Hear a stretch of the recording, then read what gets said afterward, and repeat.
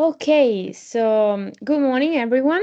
I'm Agnieszka Kozulic. I work from ESPRO Sustainable Projects based in Berlin. And today I'm very, very happy to welcome you all to one of the last webinars that we have within the Blue series of webinar run and organized by MSP4BIO. Just a few short announcements before we start. So, in line with the European General Data Protection Regulation, please, we ask all participants to keep your camera on only if your consent being recorded and included in our event recording, which will be published and promoted in all our channels, including YouTube and the website. If you prefer not to be recorded, please feel free to turn your camera off. Thank you for understanding and for your cooperation. Additionally, this rule will be explained far more within the webinar. Feel free to drop all your questions within the webinar in the Q&A section, which is dedicated exactly to that, and vote for those you'll find most interesting. In case you're not familiar with this chat, feel free to drop them directly in the normal chat. Now I give the floor to my colleague, Ivana Stojanovic, Project Coordinator of MSP4BIO, and I will share the presentation. Thank you so much, Agnieszka. Good morning, everyone from my side as well. And thank you for being with us today for this very interesting webinar. Yes, this is one of the last webinars in the series, as also the project end is approaching. So yes, we are happy to present our results. And as Agnieszka said, this webinar will be recorded and then available online for those who maybe were not able to join us or are not able to stay until the end. Yes, so Agnieszka, maybe we can go to the next slide. For today, we envisaged a 3-hour webinar, which is divided in 3 sessions. After the introduction to the project, it will be a very brief one. I promise, for those who are not familiar with the project, we will go straight to the introduction of the Ecological Toolkit of the MSP4BIO project. And then in the second session, we will approach different aspects of the toolkit in more detail. So you will hear presentations from CNR and UTARTU representatives on the different, let's say, tools and aspects of the toolkit.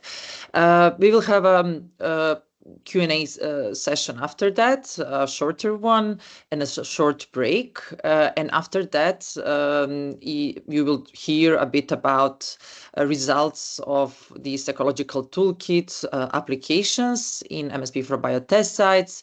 This can be very interesting to actually understand, what are our experiences in the project, what are the results, what are maybe some challenges and good practices.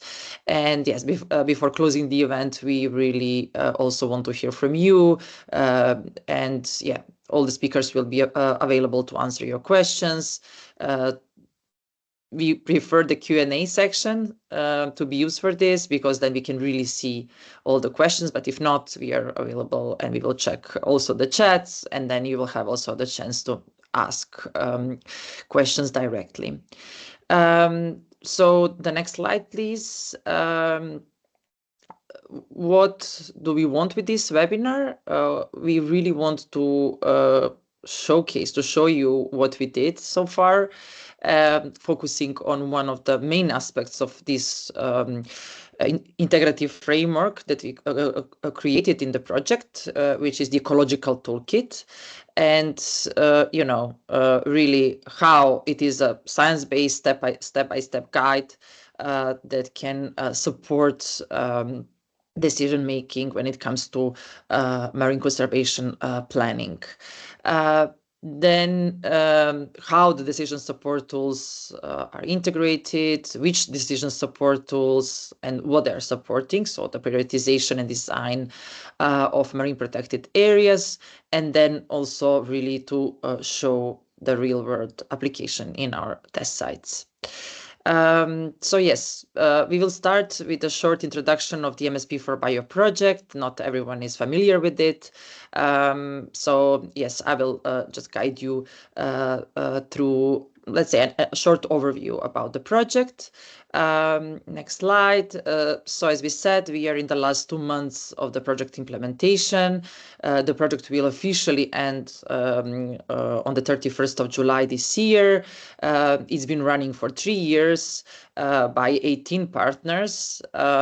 And throughout its entire implementation, the process has been ongoing together with key stakeholders in 6 test sites, which are located in all European sea basins. We will tell a bit more about it later. And we really cooperated with different projects working in a similar field or similar fields, actually.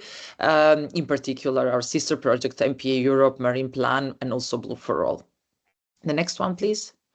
So the main goal of the project is really to support the implementation of different policies. We can mention the most important EU ones, such as the EU Biodiversity Strategy, EU Green Deal, the Global Biodiversity Framework post 2020, but also all the other EU directives.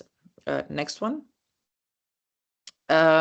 With really this integrative approach to different aspects of the processes of marine conservation and sustainable planning.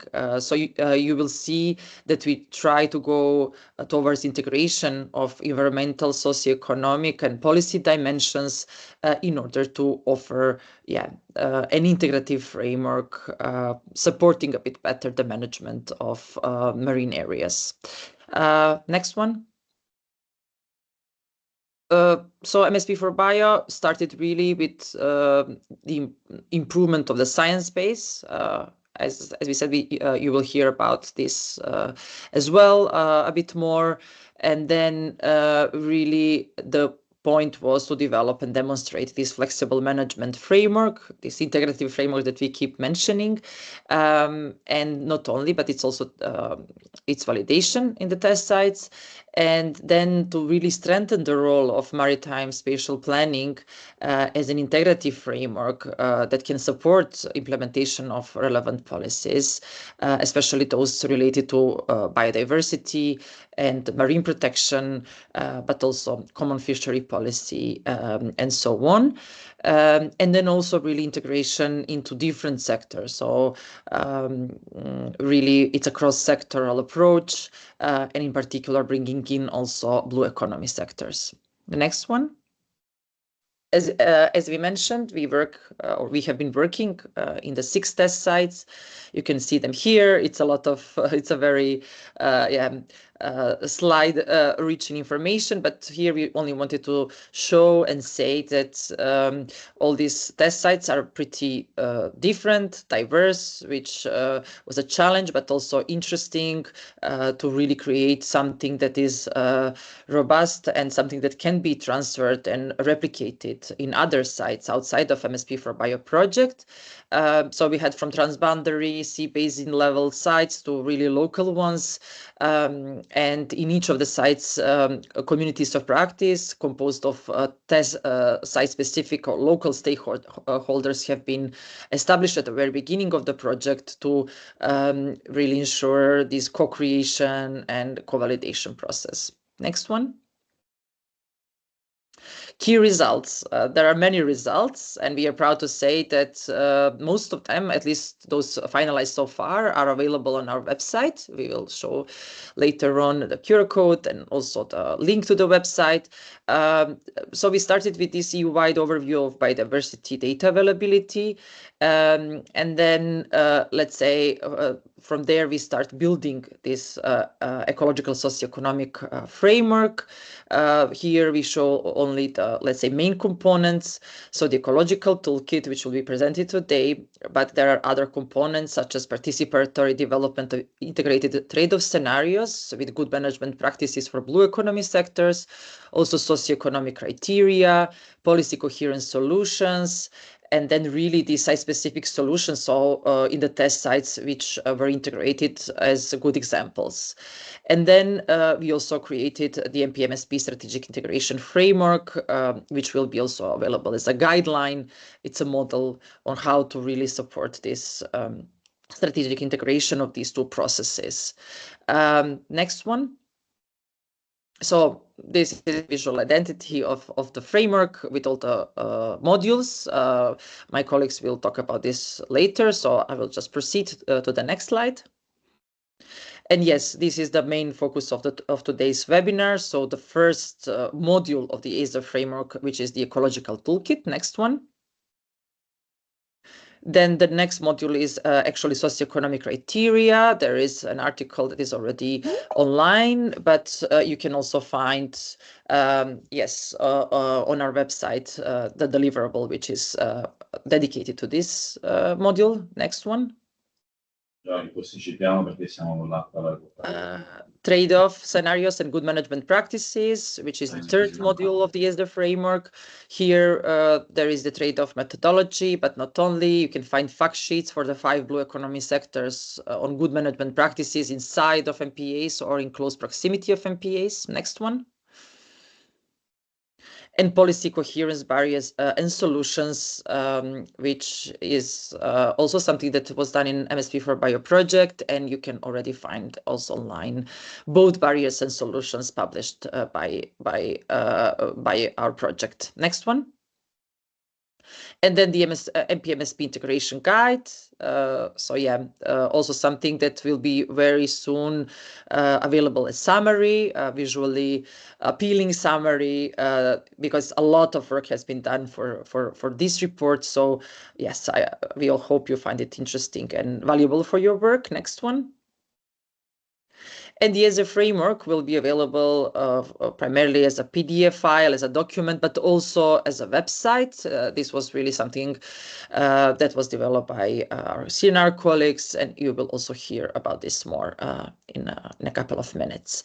The last thing about legacy and exploitation. So MSP4BIO results will be integrated in different platforms. So we really want to make tools available in an open access way, of course, to all of you. But in addition, we want to mention the platform that was recently launched, which is the MPA Community Network, which is really bringing together projects, their tools, in one website. In addition to that, we have a joint newsletter, networking platform in Blue Biomatch, and also Instagram and LinkedIn accounts. Next slide, you can find more here. And if you are or if you represent one of the projects that can join the community, please let us know. You can explore through these QR codes. And last but not least is the MSP4BIO final event that will be hosted by CNR ISMAR in Venice, beginning of July. This is an in-person event, but also online. So please, if you're interested, we are happy to have you with us to discuss and validate our results. So here is the QR code. Maybe it's not visible very well, but I will share the link now when I finish the presentation in the chat. So please feel free to register and join us. Yes, so this is our happy consortium working hard on all these solutions, and I hope you will find MSP4BIO project results helpful for your work and interesting maybe to also use in national, local, regional processes, but also in your future projects. Thank you so much. I will proceed here. If you have any question, please put it in the chat. And I give the floor to Lucia Bongiorni from CNR to introduce the Ecological Toolkit. Thank you so much. So good morning, everyone. I will present the conceptualization of the ESE Ecological Toolkit. So next, please. So the ESE Ecological Toolkit is conceptualized to provide a step-by-step guidance to decision makers for marine protected areas prioritization and designation, and to the designation of MPA network. The toolkit includes a series of operational and improved ecological criteria, also related to climate change. And you will see next, explained in more detail by colleagues, the previous, please. Can you go to the previous one, please? Thank you.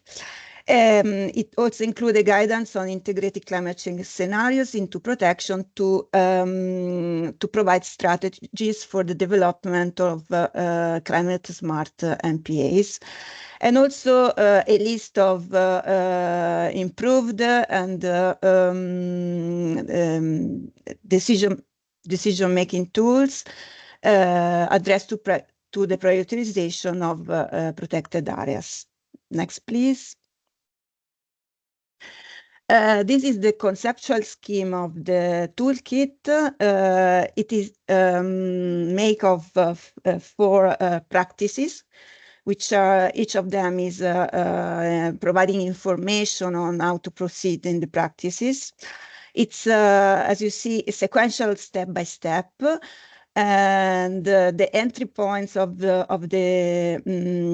ESE 1 practices, as well as all the ESE general framework that you will see later on, start from the management question. So our entry points start from the question that we were provided by our test site leaders.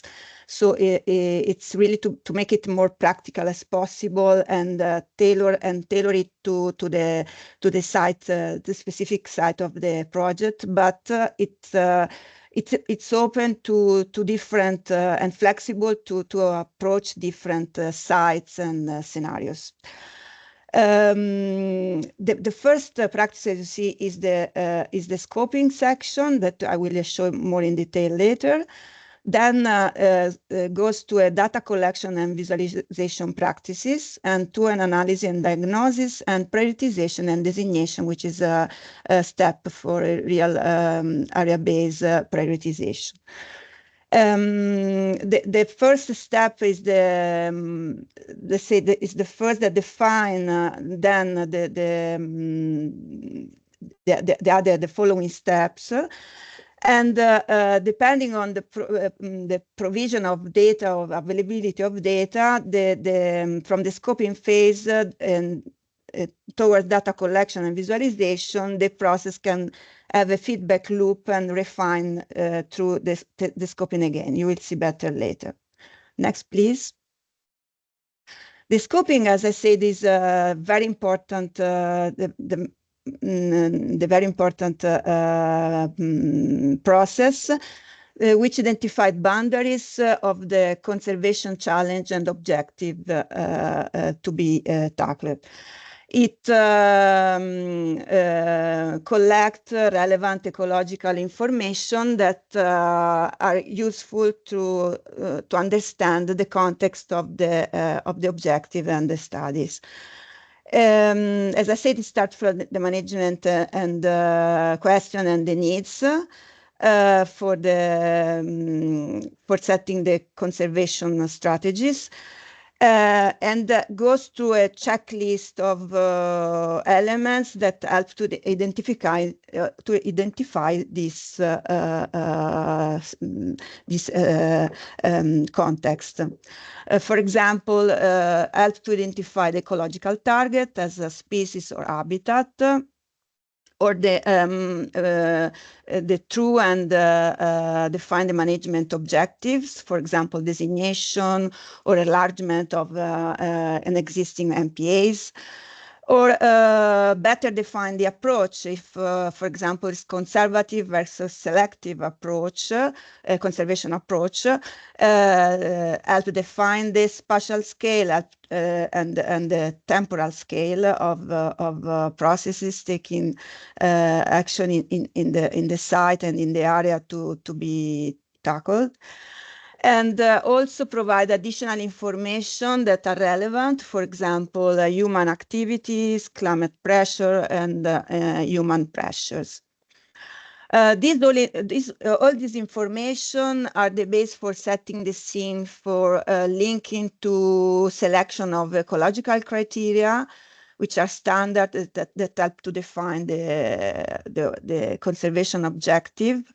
And then to go into the choosing the data and metrics that are useful to provide measurements of the criteria to be put in place. Next, please. Inside the ESE toolkit and that are defined already in the scoping phase are the ecological macro criteria, which are central to this toolkit, and that are a list of, as I say, standard or attributes that we selected in the project, and we homogenized in the framework of this project, that will guide, as I said, through the toolkit. This is just an overview, and I will show later on a bit more in detail how we built on this portfolio of macro criteria.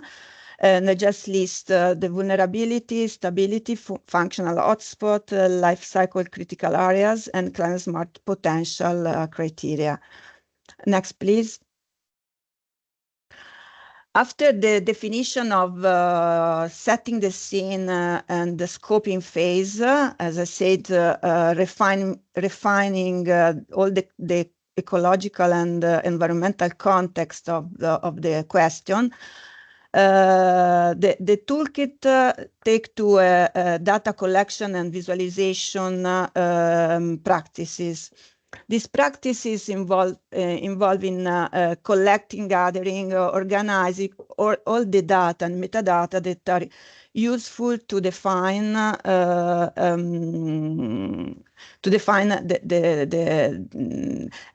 to respond to the criteria. So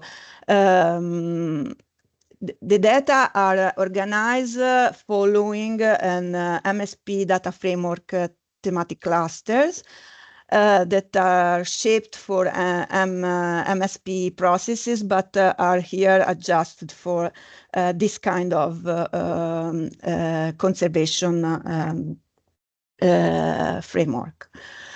The data are organized in the following cluster: marine and coastal environment, marine and coastal conservation and designated site, oceanographic characteristic and climate, operational maritime activities, and maritime spatial planning.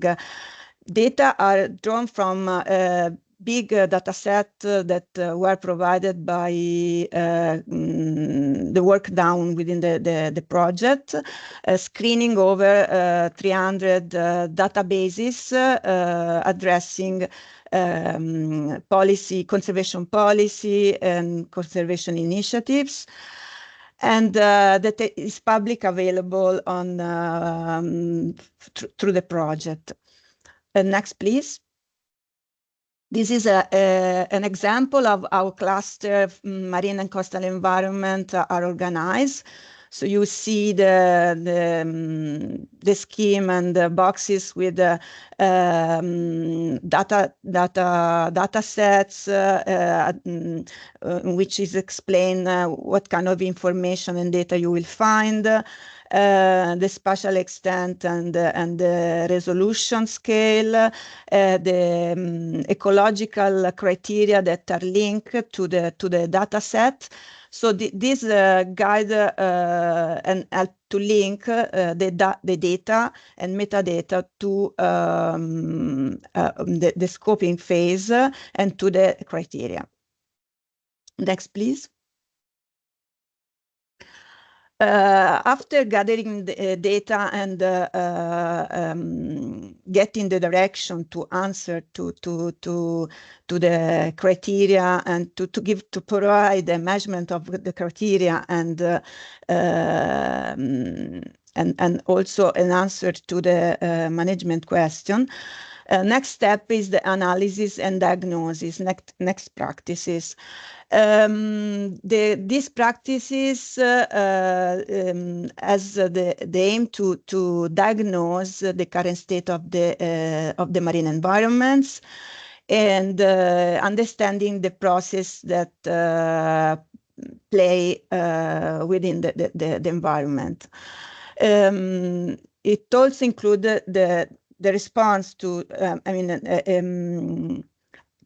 a calculation and a response to the criteria. For example, here I put vulnerability, and includes also understanding cause-effect relationship, and also that can use also the application on decision support tools as cumulative impact assessment and so on. So here you see some management question. It's just an example and linked to a criteria which can respond to this question, partially respond to this question, because there are even more criteria that can be combined to respond to a management question. And the suggested methodology we provide also alternative that can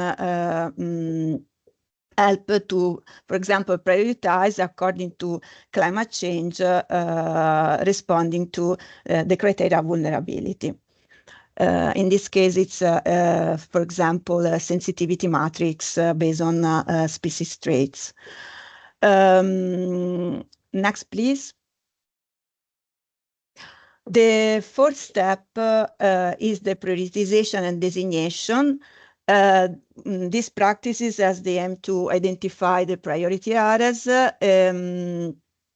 based on the conservation goal and ecological significance using different steps.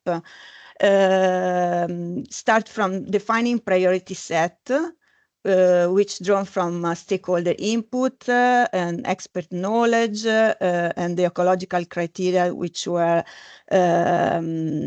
distinct in the previous practices, and utilize conservation planning software, which use mathematical algorithm and the spatial data layer to provide, identify critical areas for conservation. And this output generated by conservation algorithms can help to identify, as I say, potential MPA spatial configuration to better meet conservation goals. The process goes through engaging continuously stakeholder in the prioritization process, and also refine the prioritization analysis by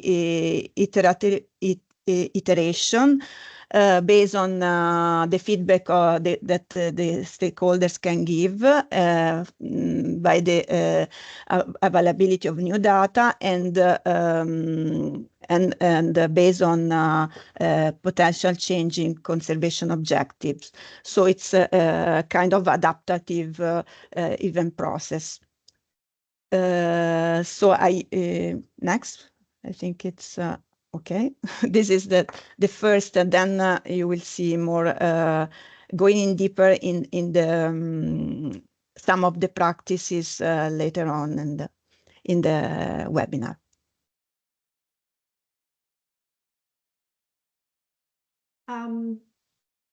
If I may, I see nobody is introducing me, but good morning all. My name is Martina Bocci from CNR2, and I'm providing you with some insights about the ecological questions for conservation, which was one of the main entry point to our research needs in designing the toolkit we are presenting today. Next slide, please. Yeah, the overall process of MSP4BIO, I would say, it is very much user-driven.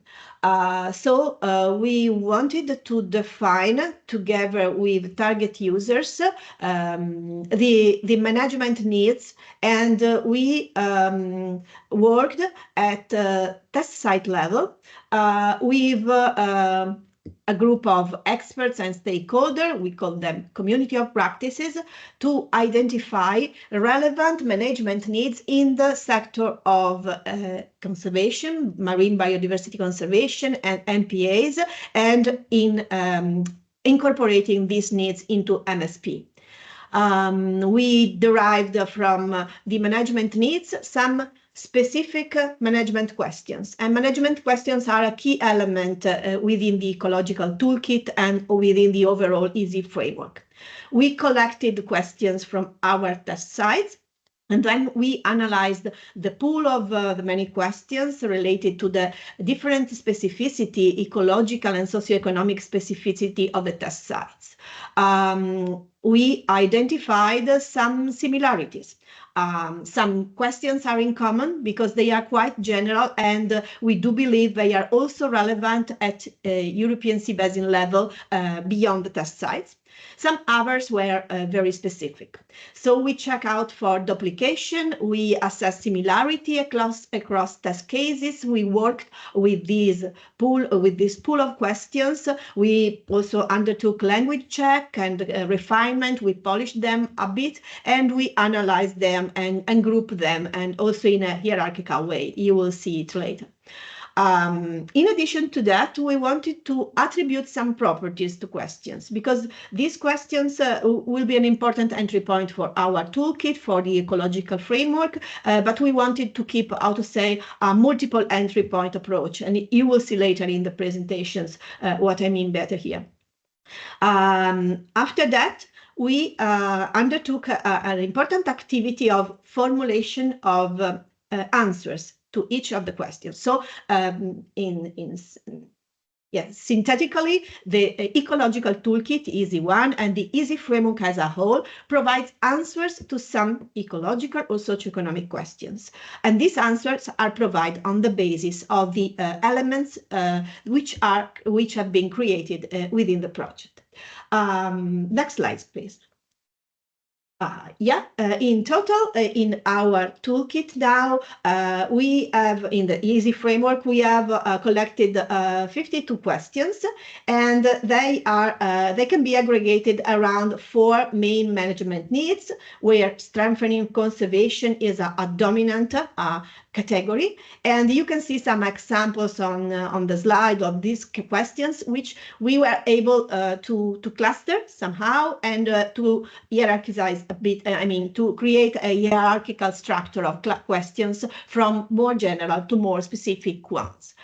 You can see some of these questions can be relevant beyond the test sites, like, for example, how to prioritize areas for conservation, how to design new MPAs, and then more in detail, how to identify priority areas for conservation of pelagic biodiversity, and then more in detail, how to identify priority area for restoring or reforming species, down to questions very much oriented to our test sites, like with the mention to Lenice Conchilega, which is relevant for the North Sea area test site. Yes, next slide, please. I was mentioning the attribution of some properties to questions. These are some of the properties we identified. First of all, we categorized the questions for their relevance in test sites. You can see the distribution of relevance of the different questions in test sites in the right and corner of the upper corner of these slides. What I wanted to draw your attention to is that we also link very much these questions to the overall MSP process flow and loop. You can see that we associated the questions to the different MSP stages, and there are a lot of questions related to the phase of elaboration of the MSP plan, but also relevant for other steps in the process. It is also relevant that we have linked each question to the target users we think they might be interested into. And you can see that we have a distribution of questions interesting for sector stakeholders, marine planners, MPA or MSP authorities, environmental authorities. So this is also an important element to be considered in terms of using the results from the Ecological Toolkit and the EASY framework as a whole, because there are different entrances and different opportunities for end users to go through our results. Other elements we considered for the properties of the questions are the spatial scale they do refer to, from national to very local, but also transboundary sea basins related questions. And it's not in the slide, but we also consider a temporal dimension in view of the processes of climate change. So there are questions which are more short-term related and questions which relate more to future scenarios and with several distribution in time. I will stop here, I think, because I will hand over back to Lucia, if I'm not wrong, with the next slide. Yes. So here we just provide a bit more deeper insight in the how we select and build this kind of portfolio of macro criteria, ecological macro criteria for prioritization and conservation. So next, please. We start from the point that effective conservation must ensure that species are just not ex ante alive, but are also able to maintain the key role in ecosystem functioning and support ecosystem process. So we start with focus on what we thought is still now so far neglected in the conservation issue, which is the functional attributes to ecosystem, species, and communities. Implementing biodiversity protection, so implying also reconciling criteria for conservation, including not only structural criteria based on the state on distribution of species and habitat, but also on, as I say, the functional aspects. And what we want to do is to try to build a scientific sound system of ecological criteria, focusing more on functional attributes and able to identify significant areas and representative networks, also help to design representative networks of MPAs. Next, please. So we start from different exercise, an extensive screening of criteria that are already in use in conservation policy and initiatives at European but also global level, and also going through regional scale. Then we went more in deep, doing a systematic review of scientific article that tried to identify functional attributes that address conservation issues at a different level, from single species to ecosystem level. After that, we try to combine all this information to provide knowledge gap, to highlight knowledge gap, and to build up an homogenized and scientific sound system of organized ecological functional criteria. Here on the left, you see a cloud, word cloud exercise that we did with the results of the systematic review on scientific literature. Next, please. So from the screening of the policy initiatives and conservation initiatives, we found over 1,000 terms or keywords related to ecological, abiotic, anthropogenic, and climatic and socioeconomic criteria. Here we include not only simple ecological, but also socioeconomic criteria. For socioecologic criteria for conservation and management. The criteria were classified, identified based on the uses, for the identification of significant areas, for the identification of significant ecological feature, for the designation of conservation area, and for its monitoring. Here are just some graphs showing the proportion of functional, structural, ecological status, and genetic criteria that were dragged out of the analysis. And we can see that in most of the cases, the structural overtake functional aspects.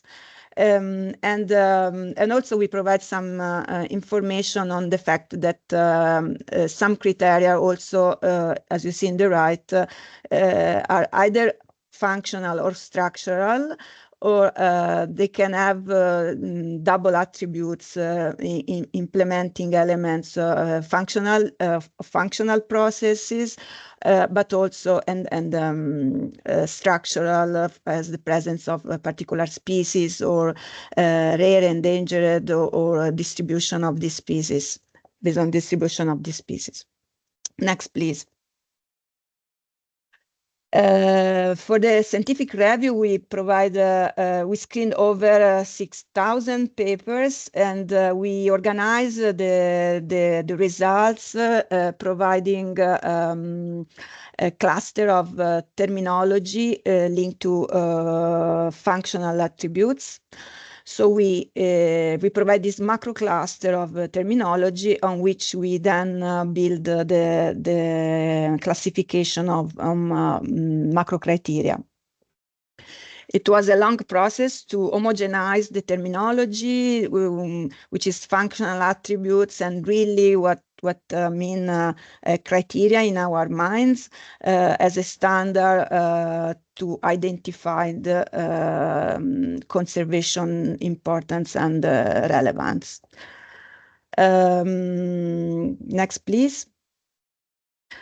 At the end, we came out with 5 main macro criteria, which are described here. And we keeping in mind always the management question that, as we explain, are the main entrance, the main drivers of all the process. And link and try to link and adapt the management question to criteria and vice versa. This criteria, as I said, more than one criteria can be linked to and try to answer management question, or being linked to one management question, and some multi-criteria assessment can be used to prioritize also the criteria. The 5 macro clusters are vulnerability, intending as species habitat that are sensitive or vulnerable to either climate or non-climate pressures. Stability, describing species habitat important for the integrity and stability of ecosystem functioning. Functional hotspots that are mainly defined as on the area consisting in hotspot of ecosystem functionings, or also spotting and targeting functional diversity and key processes, key ecological processes. And life cycle critical areas that are more linked to areas that are important for the completion of organism life cycle, and also the movement among these areas, so include the connectivity aspects. And the last, the climate smart potential macro criteria, which is defined species habitat with climate change and adaptive and mitigation and potential. This macro criteria was built upon the guidance, the climate change guidance that we'll explain much more in detail by Eleanor later on. Next, please. So you see how the macro criteria were built. The macro criteria were linked also to inner criteria, sub criteria, that are I will not read, but are listed here. So there are elements that improve and define the macro criteria. Next, please.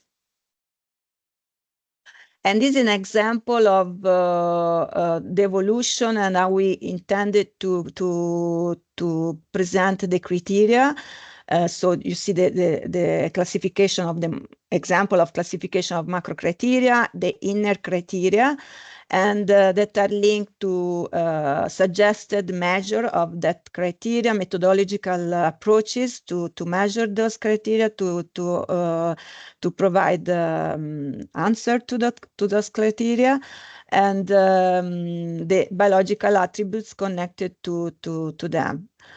And also we provide in the toolkit and the description of the toolkit some potential application of the criteria. For example, vulnerability used for set protection priorities by predicting impact and extinction risk, or design cross-boundary MPAs when stressors are, for example, dispersed in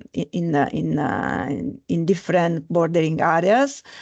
Identified area that promotes mitigation and adaptation under climate change scenarios. So this is the potential application that we suggested, but of course are not the full answer, but give us some hints to how to address the criteria.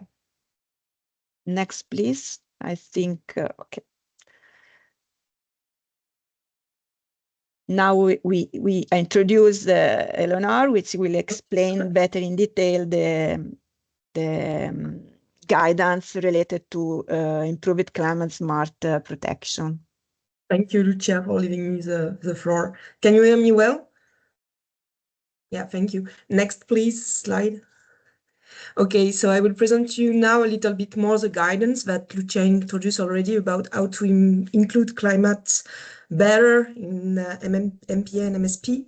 So the objective of the guidance was to make climatic knowledge accessible and provide operational insight to managers and planners to support the development of climate smart MPA and MPA network, and as much as possible, frame it and enlarge it into marine spatial planning. As you know, MPA and MSP share similar goals sometimes and similar needs. And one of the interesting points of the guidance is that it's a bottom-up approaches, because we initiate based on the management question that we receive from the test sites. And this is super important when we talk about climate change. As you know, climate change could be heavily influenced by the area. It changes a lot considering the different area, is expressed differently. And so we really need to strengthen the relationships with the field to ensure that we adapt well the monitoring, but also that we adapt well what we try to manage, to ensure that climate change is well included and well taken into account in the management plan. So the thing that we are doing with that guidance is to support managers to include that climatic part inside their management plan if necessary. Next, please. Thank you. So the big questions that are hidden behind this question is how to create a climatic portfolio behind the guidance. So what we call the climatic portfolio in the collection, investment, policy and action, and addressing climate change and promote sustainable development, knowing that in that guidance, we are much more ecological grounded than socio-economical grounded. This is a thing that needs to be improved in the coming years, because the guidance that I am presenting now is a living document. So we are trying all the time to improve it. Next, please. And the second huge questions hidden behind this guidance is how to become climate smart when we are speaking about an existent, for example, MPA that we need to transform. So what I'm speaking about climate smart is basically how to choose technology and practices, variance adaptation, promote mitigation, and contribute to food security, speaking by safeguarding ecosystem function and services. Next, please. Thank you. So the main outputs of the SCNR part about climate change was this huge synthesis, revision, and recontextualization of actual knowledge and criteria, including a super important point, which is the climate-related vocabulary, and also the climate-related methodologies. And this synthesis was written according to management needs, so keeping in mind that it could be useful for managers. So as I told you, it's a living document, and now we are deepening some parts, especially because we try to publish some part of the guidance, and also because we have received some feedbacks from different test sites, and you are more than welcome to discuss with us also even after the project, because the guidance needs still to evolve and will evolve as, I would say, in parallel of the knowledge that we have about climate change. So the main output also is to try to support the development of climate robust scenarios building and to propose a flexible framework to be generalized to other areas. Why? Because in the guidance, we choose to present different methods, knowing that in the test site, the level of knowledge and the capacity of analysis is completely different. So this is a point that we are exploring more in depth also now, because that we are exploring more in depth now. So next, please. So the guidance, the core of the guidance is divided in 5 different chapters. Next, please. So these 5 chapters, setting the assessments, risk identification, risk analysis, risk assessments, informed management and monitoring, are in fact in three different phases. So the first phase, setting the assessments, is more or less the design of the analysis. So how to frame your problem, including climate change, and how to revise your management issue, including climate change. The second step was more risk identification and risk analysis are more about how to make an analysis related to climate. And the 4th and 5th chapter, risk assessments and informed management and monitoring, are more dedicated to support managers and planners to read the result from the previous analysis and translate it into management measure. Next, please. So the work that we are doing a lot now, it's really to try to deepen the step 1. So step 1 is setting the assessment phase, aimed to support managers to define their management question and set their problems. So prepare basically all the analysis, considering climate change, so what we call the climate smart framing. And this step is really, really important because in general, the problem that we have with climate change is that the necessity to include it is hidden behind huge umbrella questions. For example, when we talk about the protecting 10% of the sea before 2030, in general, managers doesn't really know if they need to implement some climatic criteria inside the answer of these questions. And also, there is all the time this idea that climate change is something in the future, but in fact, in lots of test sites, in the today reality. So we need to support managers to connect climate really to ground and to connect the climatic problematics to the management that they are doing today. And this is super complicated. And this is a need that is also translated by the management question that we received, because in the pool of management questions that we received from the different test sites, 12% of questions are directly integrating climate change, when we used the criteria from the guidance, in fact, 56% of questions will be influenced by climate change in the future. Next, please. So the work that we are doing, so I will present after the example of the Northwest Med test site. So for example, the work that we're doing with the Northwest Med test site is to support them to deconstruct these huge umbrella questions, to sort out the keywords from the question, to identify the general context and objectives, so basically what we would like to achieve, to construct the reasoning to answer that management questions, so how and when to reach the objective.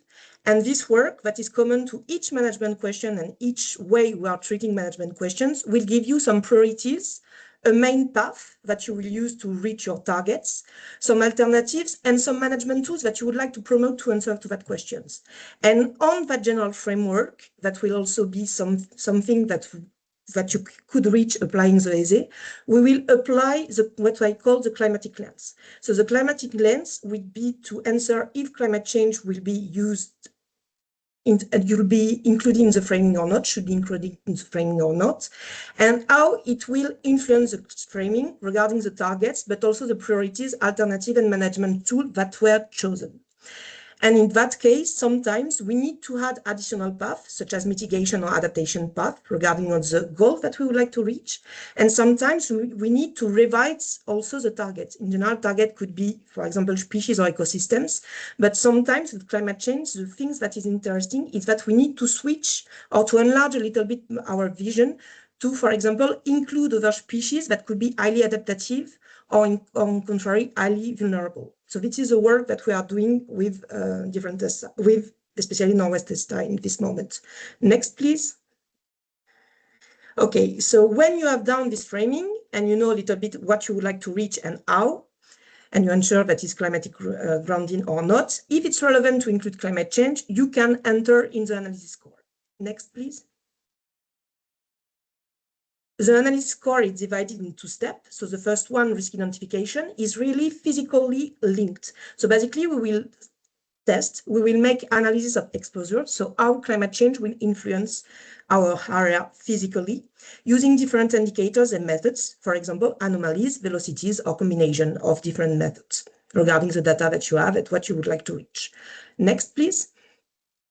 And then in the risk analysis, we will connect this physical change to the ecological responses of your targets. So for example, your species or your ecosystem of interest.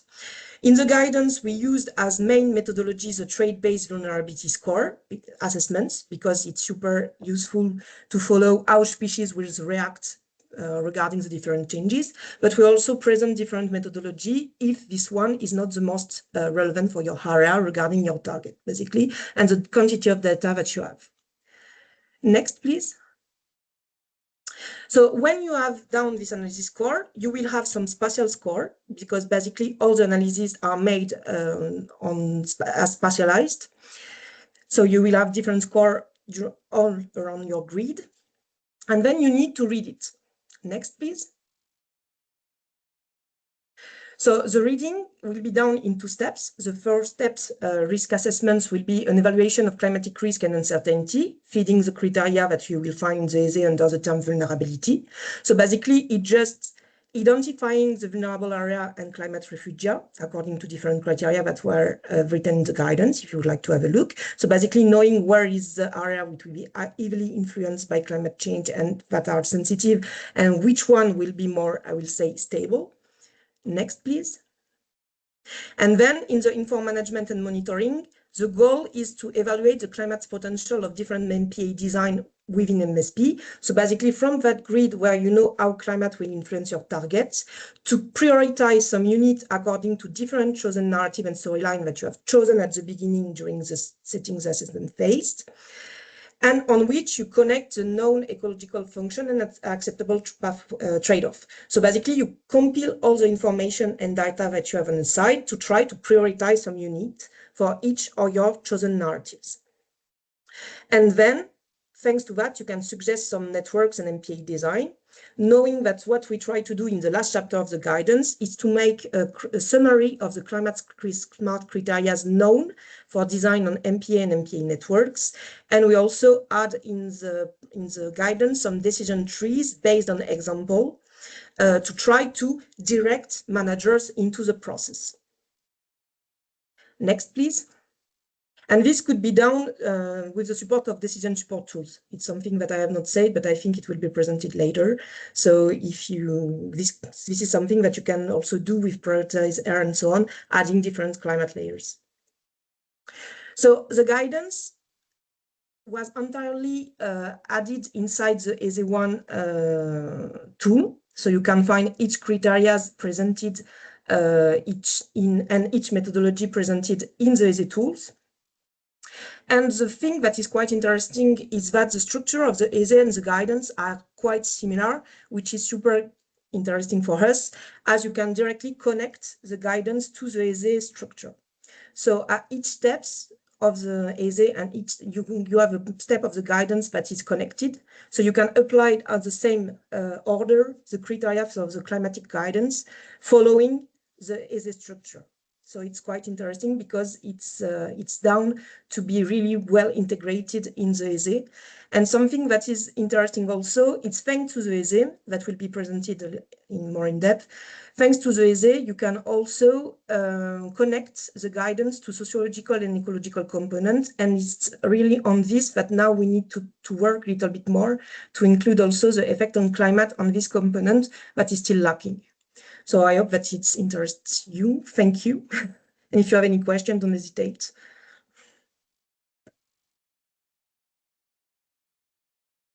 Okay. Hi, everyone. This is my part. And also I will be presenting this part with Stefano, who will be actually talking with me about decision support tools involved or integrated in the context of the SO1 in this morning.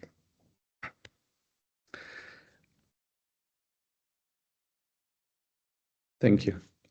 So basically, an important part actually of the SO1 or the Ecological Toolkit is not only the guidance or the step-by-step guidance, but also the integration of a series of digital solutions actually for addressing or providing answers to these different steps, but particularly for addressing the last two main important steps of the step-by-step guidelines that are related to the analysis and diagnosis and the prioritization and designation when we are referring to the design and implementation of marine protected areas in the context of spatial planning.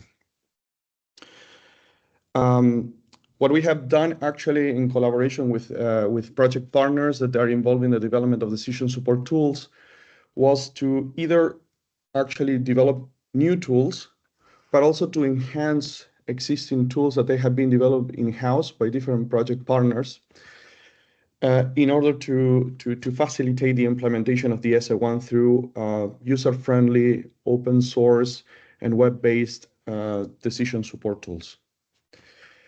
The tools were designed and actually selected based on the challenges and the needs of the test sites of MSP4BIO, but their implications and implications are of general relevance for the entire Europe.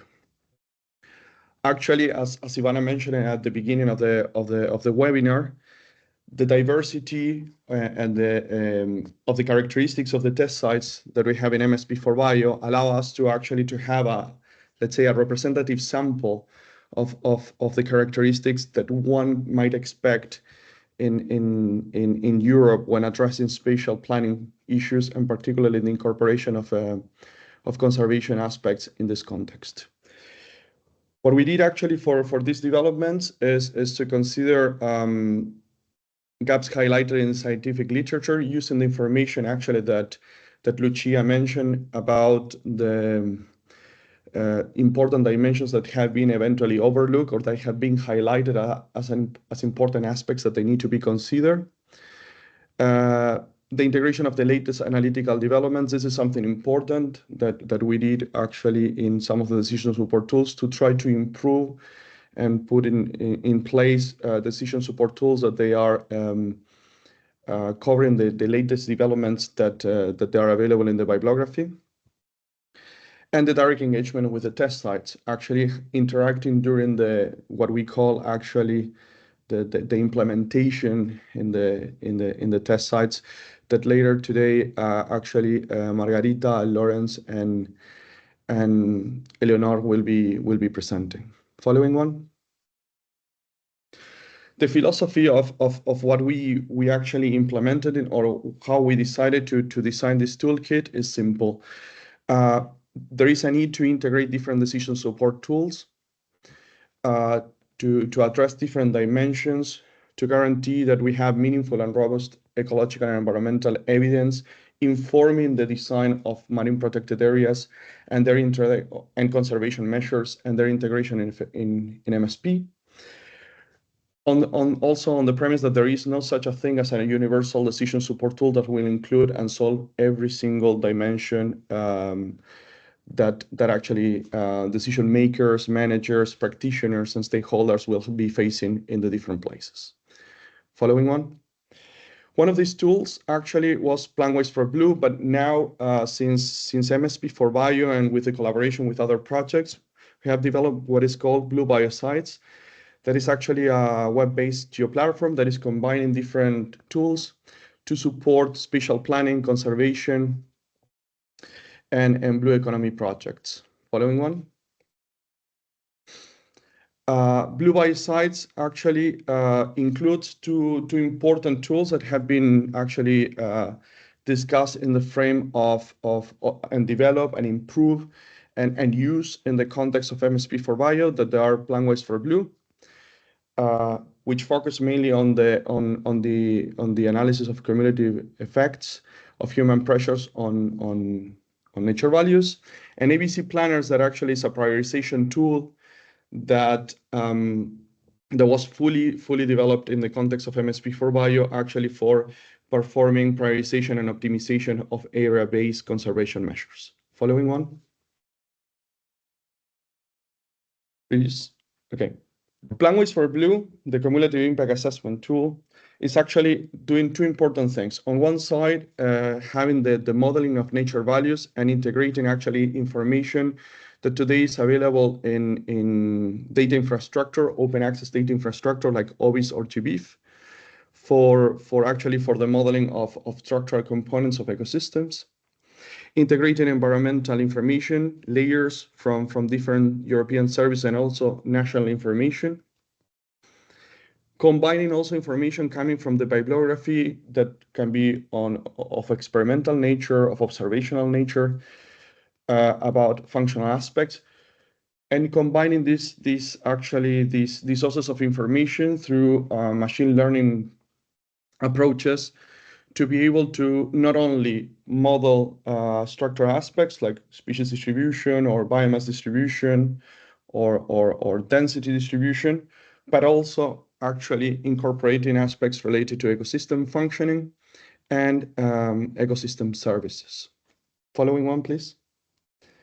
In parallel, what we try to do, and this is one of the important and key aspects of Planways4Blue, is the incorporation of a different way of thinking, actually the evaluation of human pressures and the assessment of human pressures. And it's trying to abandon the purely expert-based approach and incorporate existing scientific evidence, quantitative evidence on the impact of different human pressures on nature values of interest, using, as I mentioned before, also experimental and observational information available in the bibliography. For that, what we are doing in the tool is incorporating systematic reviews with the meta-analysis, and we use the meta-analytical approaches for aggregating information and having aggregated effects and quantitative effects of how human activities and pressures affect nature values, and how different nature values are sensible or sensitive to these activities and pressures. Following one. So basically, what Planways4Blue is doing is incorporating the information generated with these modeling approaches that I mentioned before on nature values, and also the best available layers on human pressures, incorporated the evidence on impacts and effects of human pressures on nature values obtained from the bibliography and aggregated from a meta-analytical perspective, and quantifying in real time the effects of different pressures on the nature values of interest based on the best available scientific information. Following. A main output of the web-based approach or the web-based platform is the one that you see there, where usually after defining an area of interest, a series of nature values, a series of human pressures, what the platform produces is spatially explicit outputs of the impact of human pressures on nature values, showing in a diverse and flexible way these results. actually the user can change selectively the type of information that wants to present or represent in these maps. For example, showing initial values and expected changes, so end values, or just the change, the deltas, to give actually the user the possibility to get these outputs in the way they need actually to communicate, to present, and also to make decisions about the area of interest. Following one. Finally, ABC Planner, the tool that I mentioned that we developed completely actually in the context of MSP4BIO in the frame of Work Package 3. And actually this application is actually a web-based application that is informed or was developed, sorry, based on Prioritize R, a package of R that was developed exactly for prioritization and optimization of areas for conservation and of the design actually of conservation measures. And what is it doing is incorporating actually information on nature values, human pressures, predefined conservation targets, and if you have it, information on the cost of implementation of these actions to define which areas are best for conservation, so prioritizing those areas, and in addition, providing a process of optimization of those areas actually for defining conservation measures. Now I give the floor to Stefano. Yeah, thank you, Francisco. Now I'm going to present the tool for MSP4BIO platform. That it is another tool that was included in the suite provided and suggested in the guideline of the ESE and the MSP4BIO project. It's one of the aim of this suite is to integrate provide the integrated solution for MSP-oriented knowledge co-production, and the main aim is to organize information. The keywords are collaborative, so the user can upload their own data and create their own, let's say, collection of information in combination also with the data provided by ULIT data lakes. And the user can organize this information using a new approach that is quite interesting. That is called MSP Knowledge Framework, that allow to organize information based on the 8 different clusters and hierarchical classification. So the user in collaborative way or a group of users can create their own data set and provide this data set using the FAIR principles. So findable, there is a catalog, accessible, there are and interoperable and researchable. So this information that can reuse for a lot of application. Next part.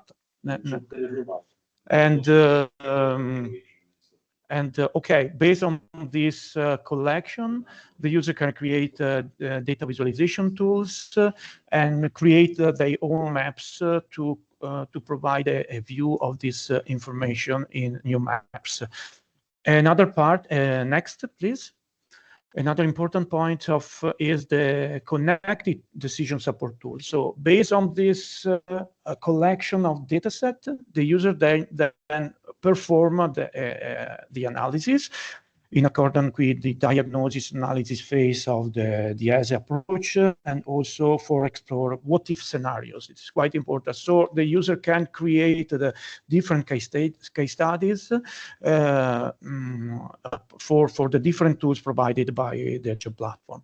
And recently, we added the tool, next part, that allowed to support stakeholder engagement in the scenario building approach.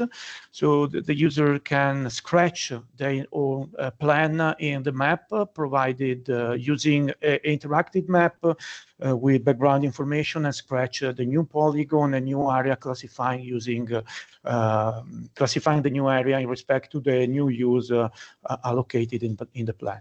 Next slide.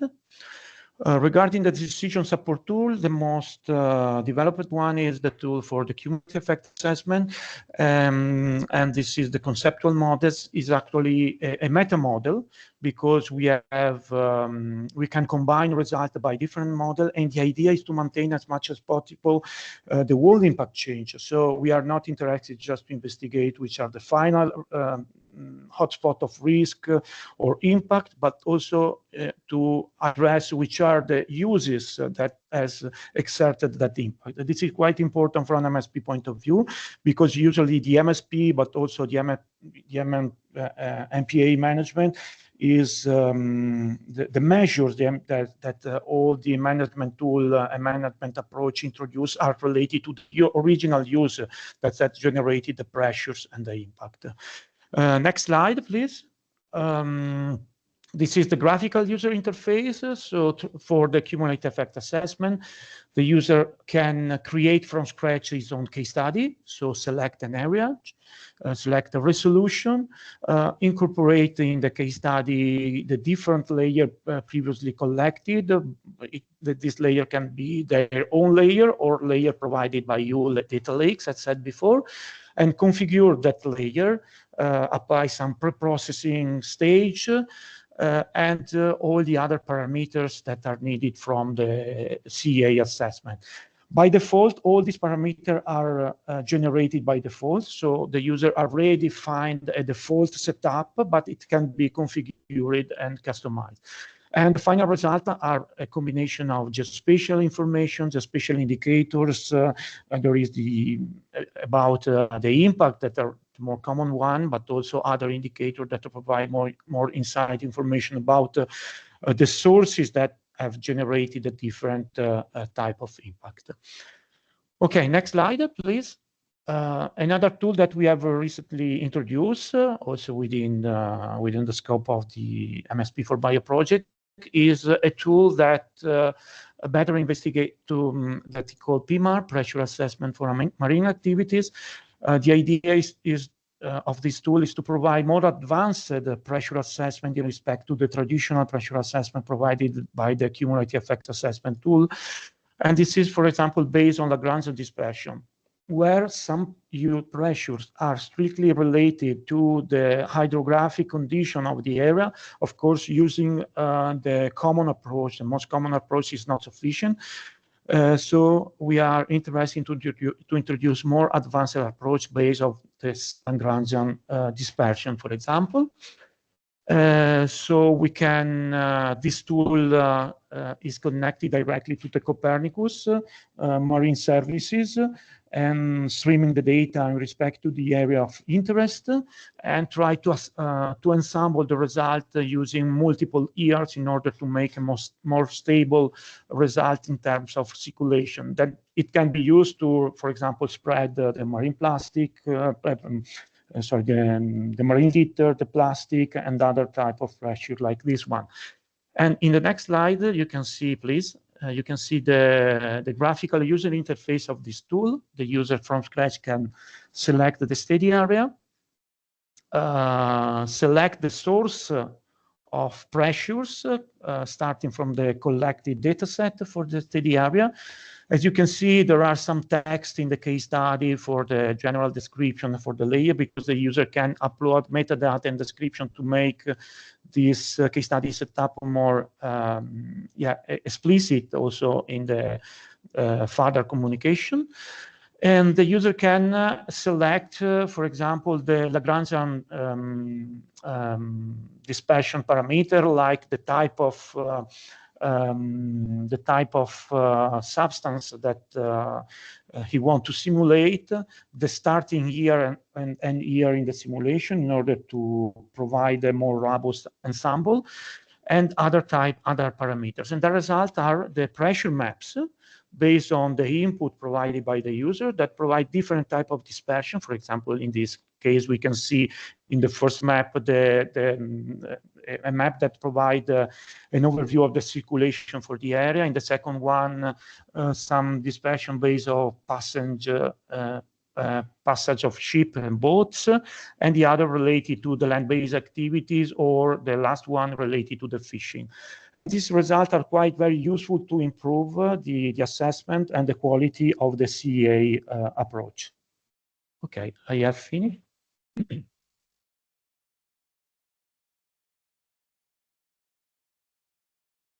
Yes, I think it's on me again.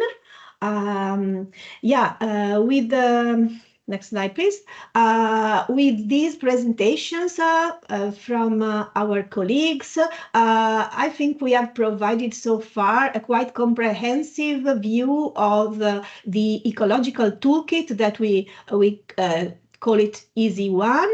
And with the next slides, please click. We will provide you with a more wider understanding of how this ecological toolkit is included in the overall ecological framework, easy framework, as we call it within the MSP4BIO. With the next slide. The easy framework actually is the overall recipient for collecting, integrating, harmonizing, and cross-cutting all the results, all the main outcomes from the project.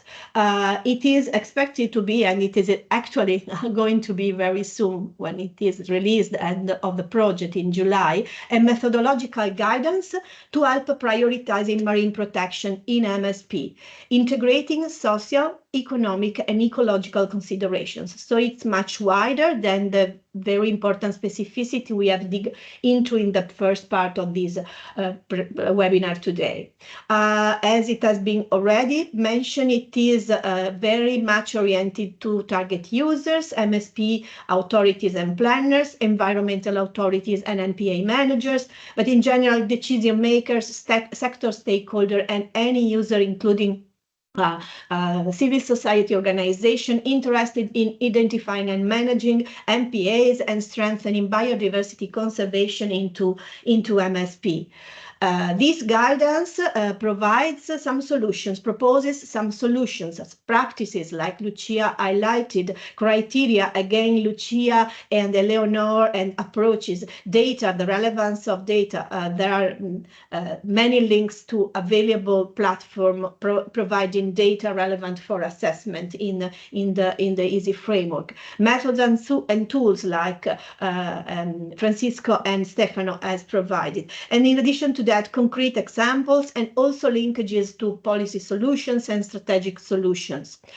Having to merge together all these elements, we were starting defining a document, a guidance in a form of a document. But during the project, we really realized this was not enough. And so we have developed, in addition, an online version of this guidance that will be released soon. I cannot say it's already online because we are polishing it a bit. So this will be really an added value in terms of consultation of our outcomes. The next slide, please. Yeah, this is the conceptual model for the overall EASY framework.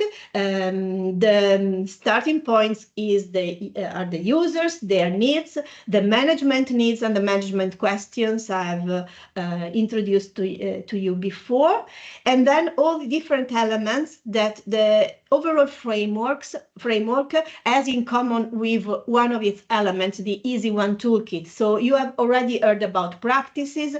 You have already heard about Easy One. This is one of the, we call it module within the EASY framework. We have already heard about the criteria and operational approaches and decision support tools. So via all these and by all these type of elements, we are linking from management needs and questions to answers. What we call answers are operational tips to address specific management questions, including ecological conservation one. The next one, please. Yeah, the Easy One, the ecological toolkit you have heard about in the previous presentation, and you will see more examples in the next part of the webinar, is just one of the elements of the overall EASY framework.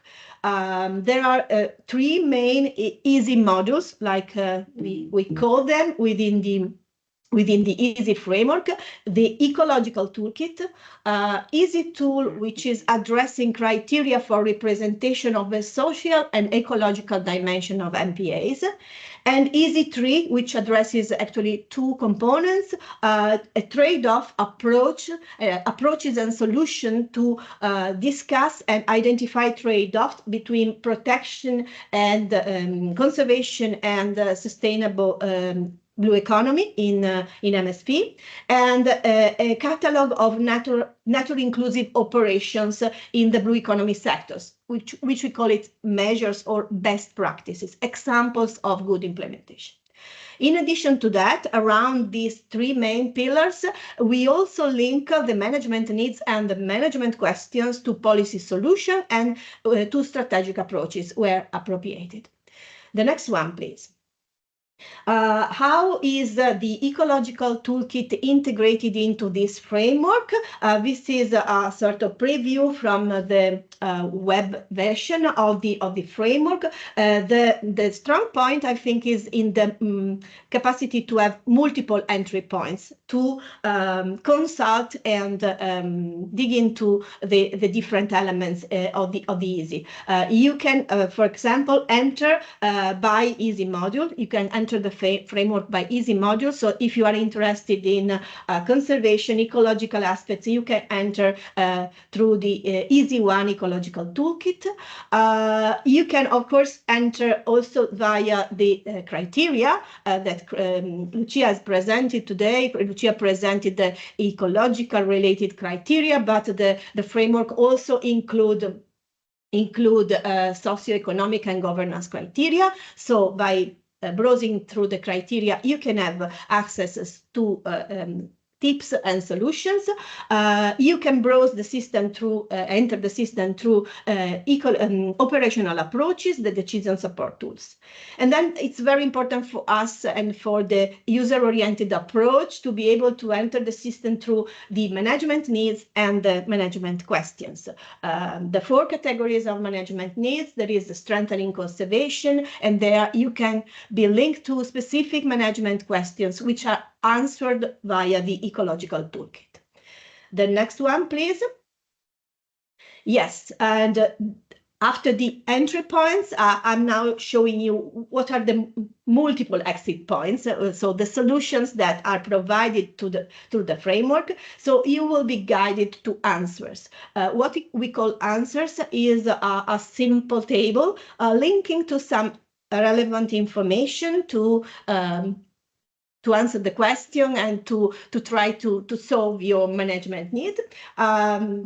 Specifically, answers provide link to the relevant EASY module. So if it's an ecological related question, you will be linked to EASY 1, the Ecological Toolkit. But sometimes questions are also multidisciplinary, and so they do involve some socioeconomic aspect together with the ecological aspect. So you could be linked to not just one, but more than one in EASY module.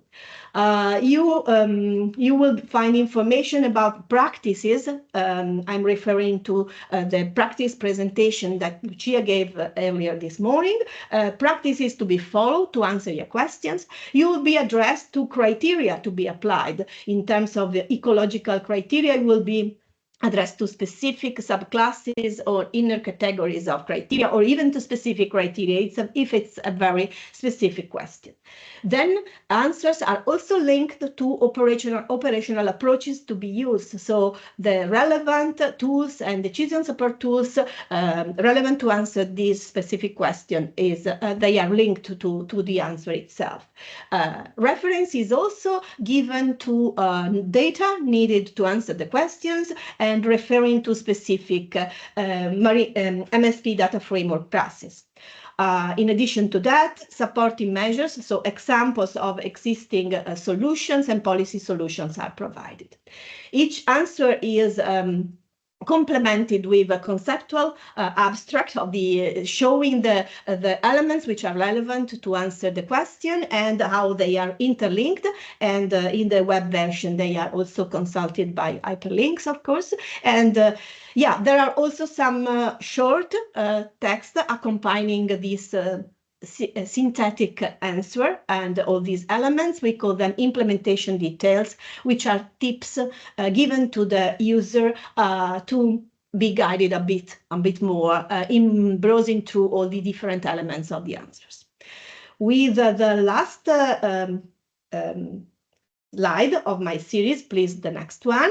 I'm introducing another element which is being included in the EASY framework, in the web version and in the document too, and it's the example of implementation of the different modules, including the Ecological Toolkit.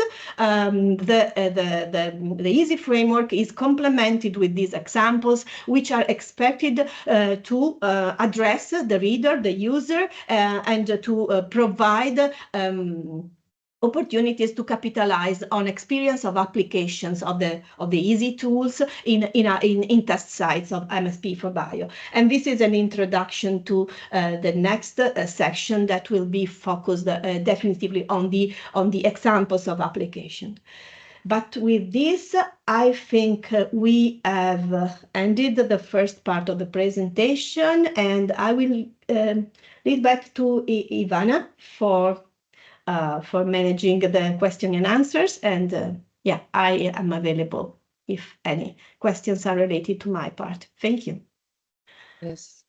Thank you, Martina, and all. Thank you so much for this introductory part. We have around 10 minutes now for the first round of questions and answers, but of course then after the third session there is more extensive dedicated slot to questions and answers and interaction. So please, we are very happy to receive any feedback in general, in addition to questions and answers. In the Q&A section, there is not, we don't have any questions. In the chat, there was some discussion about the possibility to open different websites for the tools and so on. But yeah, we addressed those. So yes, is there any question? You can also simply open the mic and take the floor and ask. Also, comments are very welcome.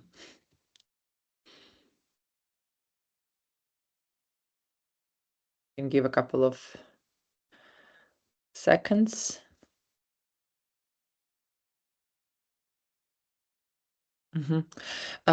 Francisco, here in the chat is also, yeah, there is this. Ivana, I'm answering the questions actually. Okay, maybe you can just also say it here. If you want, I can directly explain. Yes. So, thank you all for the questions. Are super valuable. The issue with some institutional access is a common problem. Happens. Depends on the credentials and other issues. I try now from a complete. I'm not even in my institution. I'm in a completely random. I'm in my computer in a completely random place actually, and I can access it perfectly. Okay, and I have tried in different contexts, but sometimes happens, particularly because we have recently moved a lot of the tools. This has been a process that happened in MSP4BIO. To a new server cluster to guarantee actually accessibility for multiple users. So there are some things that they are being actually refined and being solved. I see a question by Olga related to ABC Planner. Yes, this is the error that you get is because I was writing actually a message, but I will just express it. It's because it's under maintenance at the moment because we are expanding it. This is something that I didn't mention during the presentation, but I want to do it now really fast. Now Planways for Blue and actually the entire Blue Bio sites, particularly Planways for Blue and ABC Planner will be moved at the European level. Okay. We started actually with the developments in MSP4BIO and with implementations in different test sites, but also in collaboration with other projects. We are now scaling it up not only to the Baltic that was originally where it was focusing, and to the different applications of the test sites, but now we are moving up the application. So Planways for Blue has been already moved. We did the process. ABC Planner now is in the process of adaptation, and that's the reason why now is appearing with that error. That doesn't mean that actually it will not be functional. It's just in the process of maintenance and implementation at a new scale. So be patient. We will do it. And you will have access actually soon to ABC Planner fully on that. Yes, okay. You're welcome, and thank you for the question, because I think it's an important thing that we explain why you get that error actually, and that's the reason. We are in continuous update of a lot of the products now, because there is a lot of projects in parallel that have been working and developing things. Triggered by the actions of MSP4BIO. So is what we are trying to do now, to implement everything, so everything is completely functional and useful for all of you. So thanks a lot for the questions, actually. Thank you, Francisco. Okay, is there any other question that you would like to ask? If not, then we can maybe, yeah, Joan, please. Hello, good morning, and thanks for a very interesting webinar. Good to see that MSP4BIO has come all that way, and there is many tools being developed. I'm curious to see if there is a way to see an example where you have gone from a practical management question to the result of the use of the tools that you have presented. Can I answer people that? can browse through, so we can go from the title was say something about the real world implementation or something like that. That's one, but I'm curious, because if the theoretical framework is extremely broad and complex, it would be very good to see a concrete example of the potential of the tools. Yes, it's coming now. Actually, Okay. you have applications in three, actually applications of it, there you have it.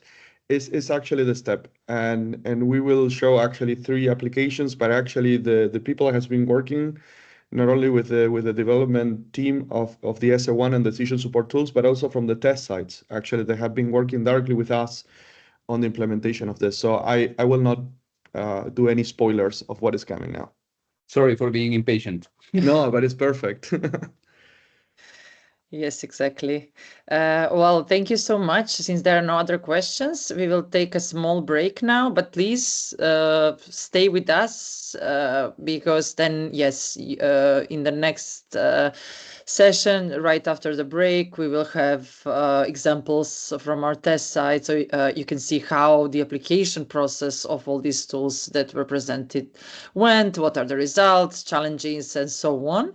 So according to the agenda, we planned 15 minutes break. I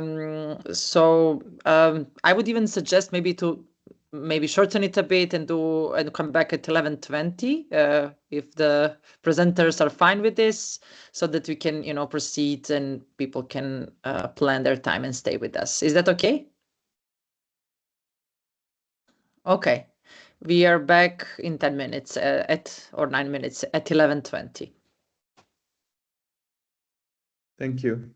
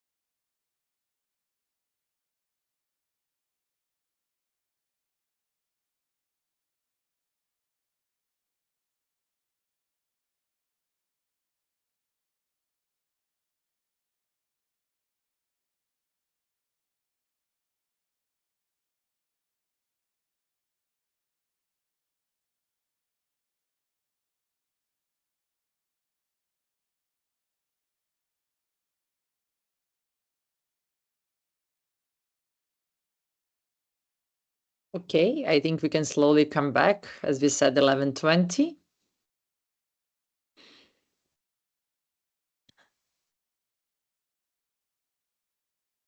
I can give a minute or two, but for everyone to be fully back and follow the presentations.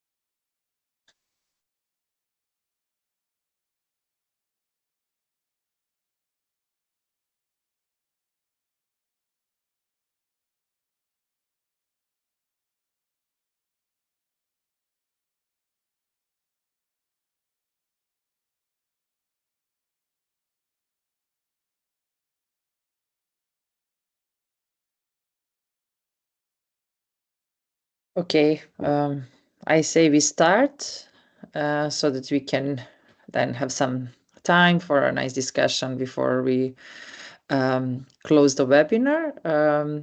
So for this third session, which is on applications and experiences from the some of the MSP4BIO test sites, we will have Francisco from Utartu, whom you already met, at least here online, on the decision support tool presentation, and also test site leads.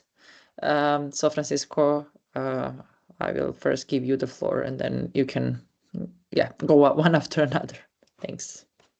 Yeah, so I will basically be a bit the moderator of this part, but actually, what we wanted to show you is the actual work that has been done, as Joan was asking, on the actual test sites and in applications of the SA1. Just as an intro for you, what we have done in this part is to follow step by step the SA1 guidelines that Lucia presented with in detail.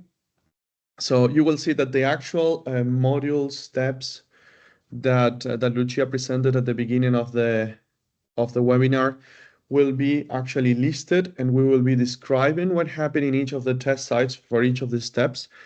But in addition, actually, some of the information that has been developed in not only in the actual guidelines that actually they are provided in what is called the Libro 3.4 of MSP4BIO actually. Also, you will see information actually like in macro criteria actually that they are coming from the effort done in previous deliverables that actually they all contributed to that. What we will be presenting is the work done in 3 test sites, actually, in the Black Sea, in the Belgian test site, and actually in the northwestern Mediterranean. And they will be presented in that order by Margarita, Lawrence, and Eleonore.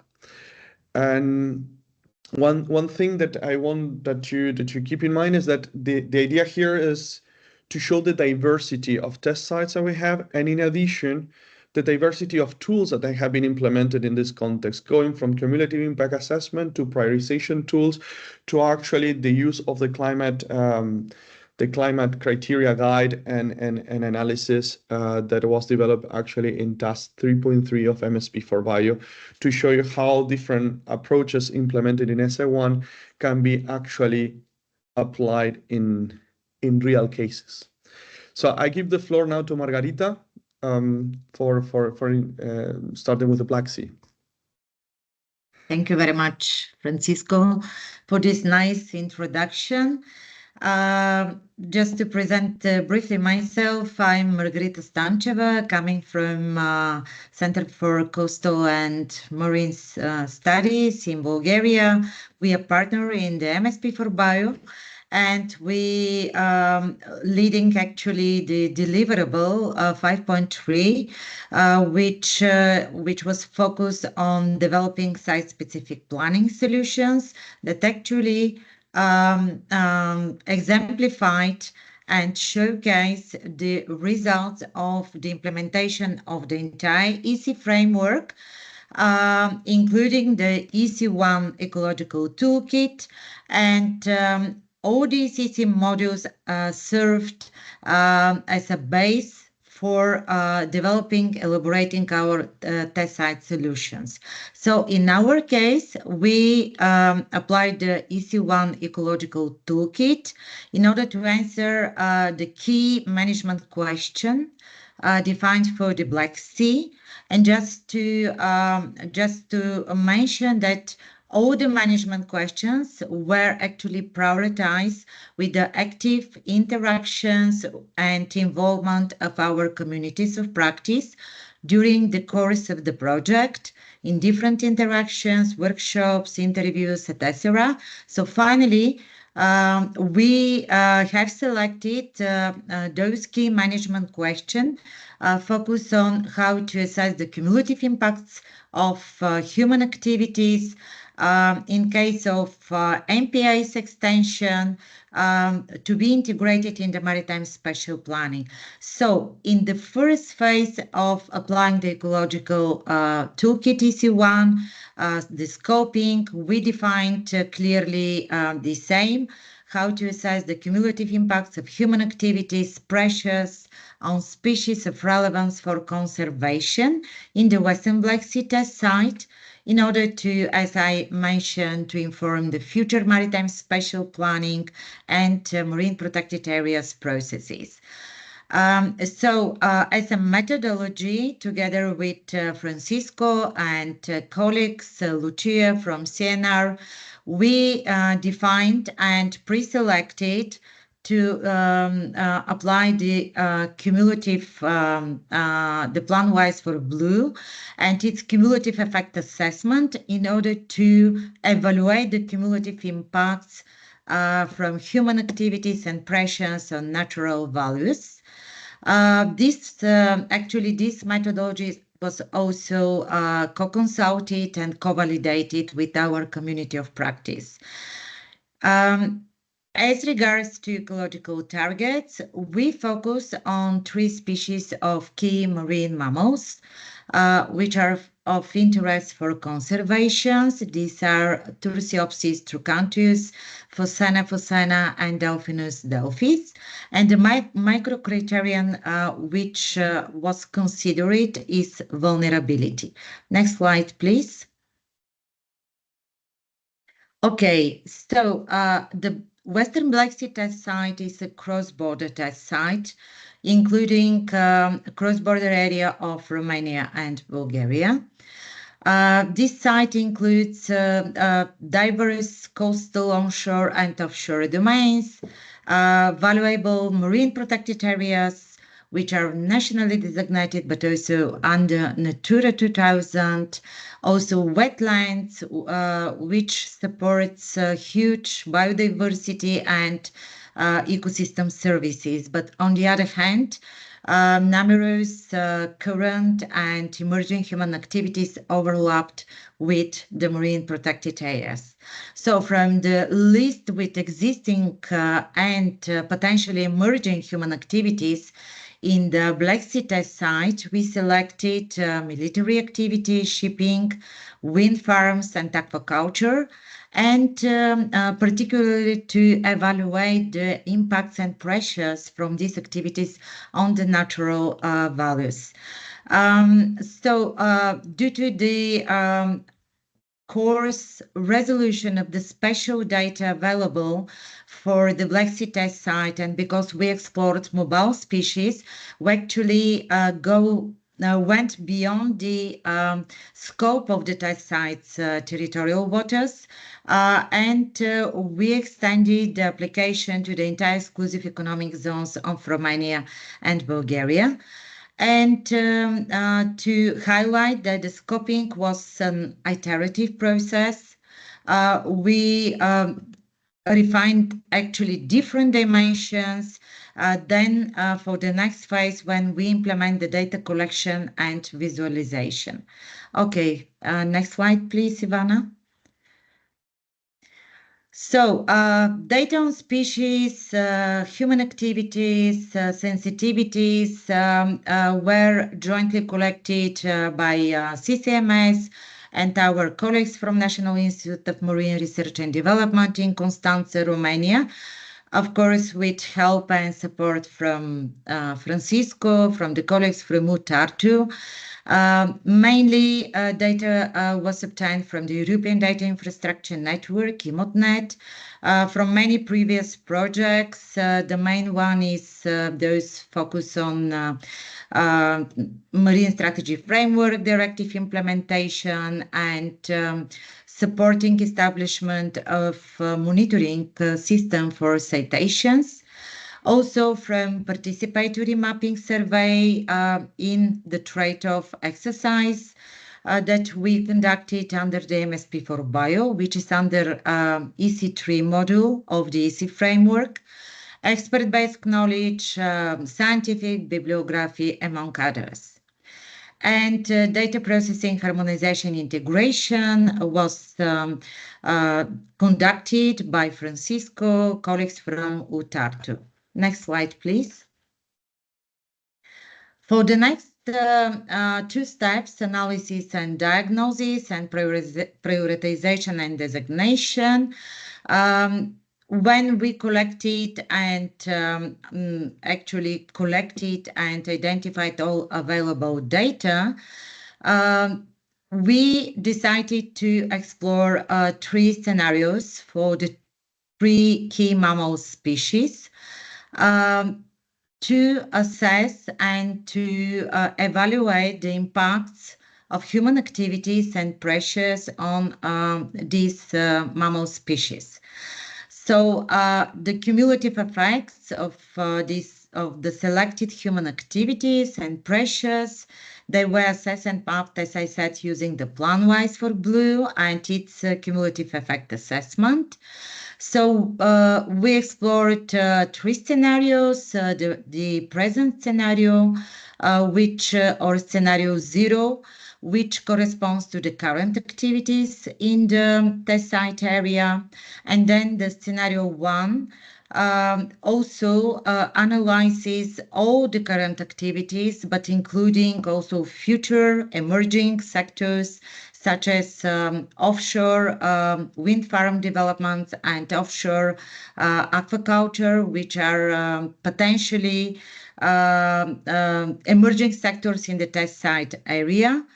So in this way, we included also future developments in the scenario. And the third scenario actually reflects all the existing current conditions, but also emerging, but also reflects the changes of the intensities, for example, in shipping. So in this way, for the last practices or step from the Ecological Toolkit, we obtained results for the three scenarios, which clearly showcase different gradient conditions, potential future improvements, expansions, but also intensities of the existing sectors such as shipping, so that in this way we provided different alternatives to inform the MSP and the marine protected areas, and thus contributing to the revision of existing area-based conservation measures and the development of new areas. Next slide, please. Well, as a clear output of the application in the Black Sea test site, so our application, this is example of the application for Delphinus delphis, for the three scenarios that I mentioned.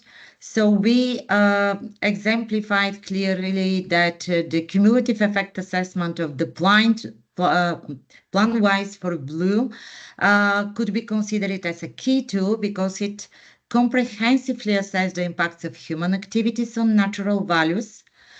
It also supports the marine protected areas, maritime special planning, cross-border coherence in our case, and contributes to the preservation of the selected key mobile species, 3 marine mammal species.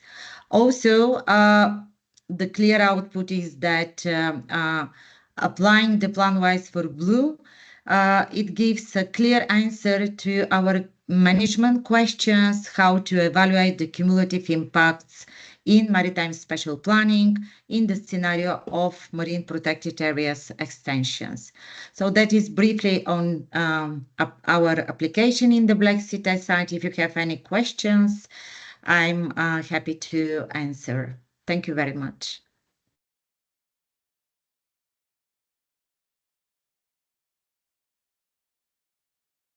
Thank you, Margarita. My name is Lawrence Watley, and I work at the Flanders Marine Institute, or VLIS, which was the lead partner for the Belgian test site. So the aim of our test site was to prioritize 10% of the Belgian part of the North Sea to be designated as a strictly protected MPA. To do this, we used the ABC Planner tool, which Francisco mentioned before, to prioritize and optimize area-based conservation measures.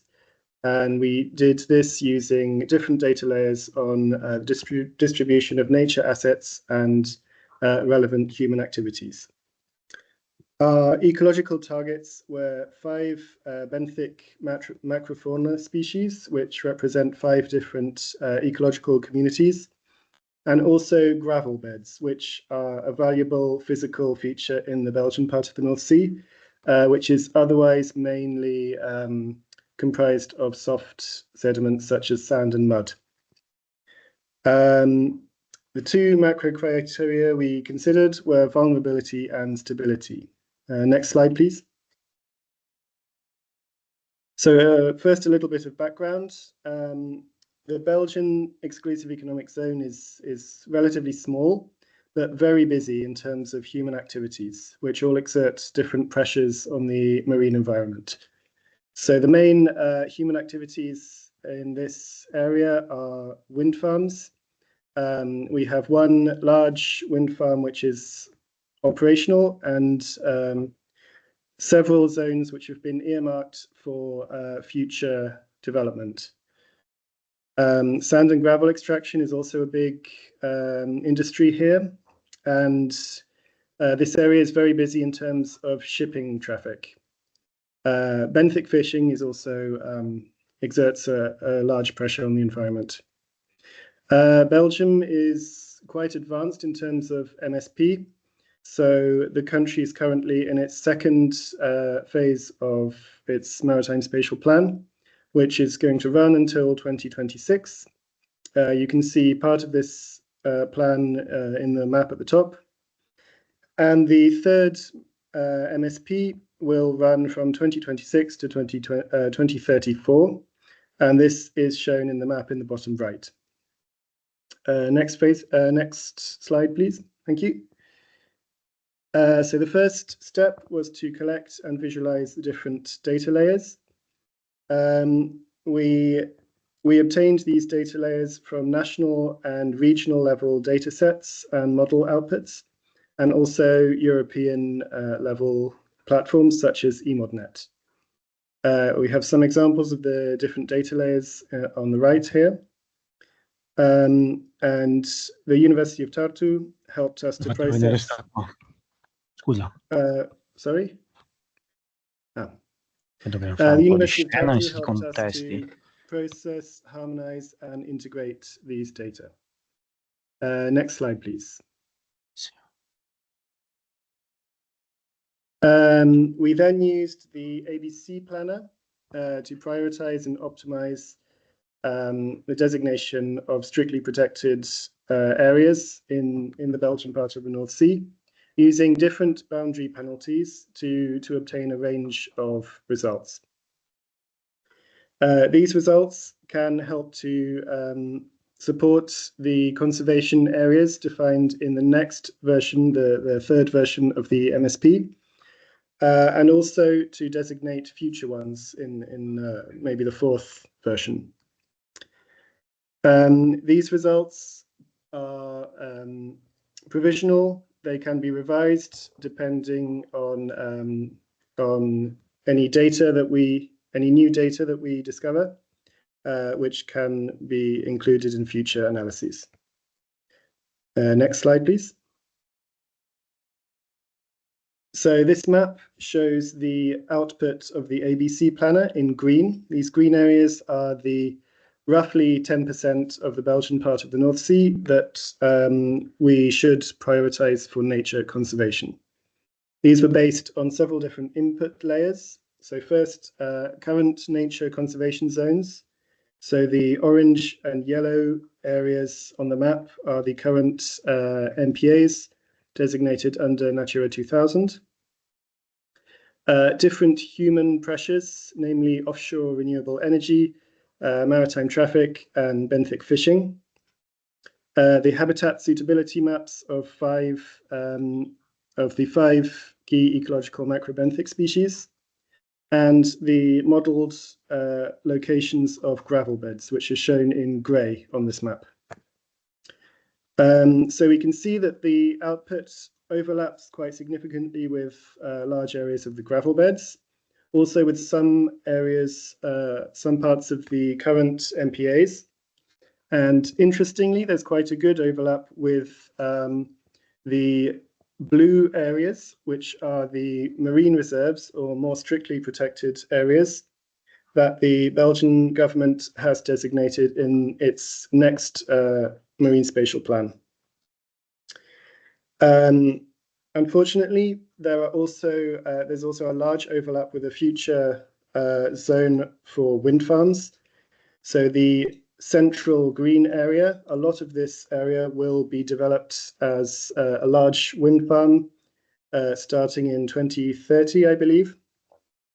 And interestingly, the red circle indicates a location where restoration efforts are currently focusing on for the restoration of oyster reefs in the Belgian part of the North Sea.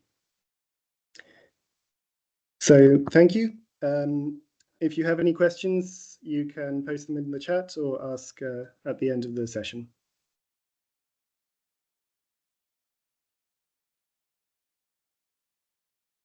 Thank you, Francisco and Lawrence. So I'm back to present you a little bit what we did in the Northwest Mediterranean test site with the TNR and the CEREMA. Next, please. So basically, the Northwest Mediterranean test site is a little bit particular regarding its administration and its ecological functioning, I will say. So regarding the administration, is a transboundary test site between France and Italy, where the MSP plan were more or less in development, but not yet aligned in terms of priority and advancement. So it's quite still a little bit a mess when we try to connect them. And on the ecological point of view, there is no clear boundary on the test sites, because basically we are driven by a huge current from the east to west in our area that will lead to connectivity between test sites. That's why it's quite difficult to define some boundaries for the Northwest Med test site. So it's also a hotspot of biodiversity, so with a huge number of species under the effect of climate change, because it's a test site regarding climate change studying. And also we have this particularity about having a huge part of the test site which is considered as deep, so below 200 meters. That lead to some difficulty also to assess the ecological, I would say, health of the population in the test site. So in this test site, we have two main challenges: to deal with the lack of knowledge of deep sea, and also to build transboundary networks of actors connecting scientists, managers, and decision makers at different scale and between different countries as other test sites. Next, please. So regarding the work that we have done following the essay, the scoping phase is done. So the main priority that emerged from the COP members and from the exchange that we have with the scientific community is the prioritization of areas to jointly reach the 10% of marine waters designated as strong protection zone for 2030, with a better integration for deep sea, because lots of work is already being done on the coast, but much less for the deep areas. And the methodology promoted was to construct an expert collective networks and to promote the open science for sharing scientific knowledge, to prioritize knowledge-driven area-based conservation measure. So the ecological targets chosen were the vulnerable marine ecosystems and the cetaceans. So now I will present what we did on vulnerable marine ecosystems, but all the work that will be presented today was duplicated on the cetaceans also. So the macro criteria considered are vulnerability, functional hotspots, and life cycle areas mainly. Next, please. So thank you. So regarding the human activities selected, we have lots of different human activities are for Black Sea and Belgium in our areas. So the main activities that we consider in the process of vulnerable marine ecosystem are fisheries, because historically it's the main stresses, and it's also one of the human stresses that define vulnerable ecosystem today. And we consider mainly trawling and long lines. So we have also the development of wind farms, submarine cables, marine traffic. And we also try now to integrate some future pressures, such as deep sea mining, that is supposed to be developed in the Northwest Med, and also to include climatic. So regarding the geographical scope of the test site is the Ligurian Sea, here's the big square in red, till the Gulf of Lions, so till the border between France and Spain, basically, integrating all the French economic zone on the area. So, but now, little by little, so this is the first evaluation of the test site. This is the border of the test site that we consider today. But little by little, we are pushing to integrate a little bit more Spain, because we have some connectivity of probable connectivity of our population and VMEs between the Ligurian and the Spain component. So the scoping was collaborative and an interactive process. Targets and approaches were refined through workshop and expert consultation, especially interviews. And the feasibility is now being evaluated while implementing the data collection and visualization phase. Next, please. So basically, the thing that blocked us a little bit for a while is the availability of data in deep sea. So I've initiated by collecting some data through participatory mapping, literature review, and expert surveys.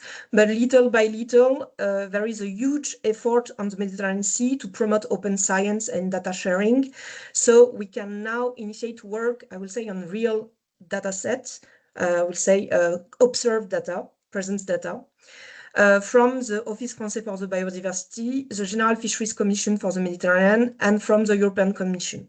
So it is a great advancement, especially for the vulnerable marine ecosystems, because it will lead us to verify that what we have extracted for our surveys, expert interviews, could be also verified by modelization, and also that we can initiate to feed the lack of data that we have thanks to the development of models. So regarding the analysis and diagnostic phase, we're a little bit at 30%, as I told you, because priority area for conservation were identified based on the work done for the development of marine spatial plan in both countries. But now the work that we are really doing, thanks to this development of data sharing, I would say that we are now harmonizing and integrating in tools for MSP and CRM viewers the data that we can share, because we have some authorization, but not for all the data for the moment. And the data gaps will be filled progressively using promisal and some models that can be connected to those in development in Western and Southern waters.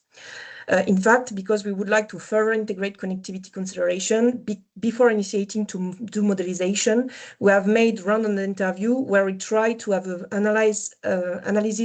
similar analysis protocol with the colleagues from other part of the Mediterranean Sea, so that we can have an overview and common point about analyzing the Northwest Med VMEs, which is great because it's less effort, and also it could be used in other projects also and be a little bit more robust. And also we can also beneficiate from their expertise. So regarding climate, maps of climate refugia are today under development by the TNR and the team from Elena GC. Next, please. So the work that they are doing is that they model the climate velocity metrics to explore the speed of change of marine ecosystem between present and future conditions at 2050 with respect to warming mainly. So the climate velocity metrics was computed in 3D, considering change in temperature to identify different areas in the water columns that are more stable than others. And these areas can be regarded as thermal refugia. And what is very interesting in that project is the inclusion of the 3D components, because we are working on highly moving species, or we are considering species at different depth. So the incidence of climates will be quite different and not possible to be seen at the same time scale. So it's also a huge new information for developing the monitoring. And the work that I are already doing is to apply the climate velocity metrics to identify areas that will change faster than others. So when I just told you, and also for areas that won't have any analogs, which are in the purple in the figure. We are using this analysis of refugia to assess the stability of existing and future marine protected areas and potential other area-based conservation measures. And the analysis aims at identifying this area that will cover refugia. Basically, we try to put MPAs where there is climate refugia. We can answer you if you have any further questions, and especially if you would like to discuss with Elena. She's not available today, but she will be more than happy to answer to that work, and to Stefano, who is also involved in that project. And they are developing basically this analysis following the steps of the guidance. So next slide, please. So regarding the prioritization and designation, thanks to the work already done in MSP and thanks to the collaborative mapping and the work of interviews, we are selecting a list of criteria and management tool for prioritization and designation, and step-by-step approach using different species indicators to integrate and protect as much as possible the VMEs and design the area of interest. And the good thing is that we are now connected to an official authority, so the GFCM, which is now proposed to lead the MSP4BIO proposal and to transform the measure that we propose into a concrete application and measure. So we have already the connection to operational the results, which is super great. And regarding the results of the area already designed, we have 5 natural reserves in purple proposed today, dedicated to deep sea conservation. So one in the Gulf of Lion here, one in the Var Canyon, and one in West Corsica for the French part. So it's the purple areas, the purple square. And in Italy, we have 2 different areas proposed, so the Levante Canyon and the West Corsica. And now, thanks to the data that we have received and the analysis that are currently in development, we try to verify if the locations are the most accurate and to strengthen a little bit this work, knowing that we have a connectivity gap at the level of Port-Cros and the Calanque Marine Parks. But so we need to make more analysis on that part, but that could be filled, I will say, by strengthening the protection of the 2 marine parks. So this is all for the Northwest Med part. I have seen that a question in the chat, I think, Florence. And thank you very much for your attention. Thank you so much all for keeping the time and for these great presentations. Francisco, would you like to add anything, or we can go to questions and answers? No, just shortly. it's really nice to see everything together now. One more time after deliverable and after talking about this internally, but to put it in a webinar with from A to Z has been great. I have the feeling that all the work that has been done and the effort has been materialized in super nice products actually. So this is the overall feeling. Now, being part of the participating in the development, maybe you don't have that perspective, but now when I step to the side and I see the test sites actually already incorporating and embracing and taking part actively of the actions, I think is great to see this. So yeah, super happy. It is indeed. Thank you so much. And Joan, I hope this session then clarified your question. Yeah, I see you're asking for the floor, please. I definitely did. I was afraid that you were coming to conclusion when I asked my previous question. I didn't realize that there was a second part to the seminar. So sorry for my impatience. These examples are very useful to actually understand the potential of the tools that have been developed. I have a follow-up question with regards to running the analysis, identifying candidate potential areas for protection. All of these need a management framing for the criteria. Is it possible to run the analysis completely independent from management and uses of the areas that you're analyzing, just taking into consideration the natural properties and biodiversity as the criteria? Is it or you always need an input to set the conservation objectives into the system? I didn't get your question actually, Joan. Maybe we can try. So are you thinking if we can actually just start from the ecological perspective to do the things? Yes. Yes, of course. Yes. That answers actually. I think this is where actually the criterias actually and the SO1, of course, not the management, but actually you need to have certain aim or desire for conservation or so on. But what SO1 is doing at the beginning is providing criteria to decide what, right? From an ecological perspective, right? So yes, that's true. It can be. The idea is also to try to be able to combine it, right, with the management perspectives actually, or decision-making perspectives. I think maybe you are going directly from the perspective of the top-down define actually targets and so on, and how we actually we contribute from the pure ecological perspective to that. This is something that actually in MSP4BIO pop up, but also is a follow-up that is actually happening now in Blue Connect. We actually, Joan, about that, and this is something that we are actually having legacy also from what is being produced in MSP4BIO to Blue Connect. But the basis, the foundations are the amazing work that has been done actually in the Deliver 3.1, 3.2, and 3.3 actually, all integrated finally in 3.4 to set the foundations on how to address from an ecological perspective these challenges, right? I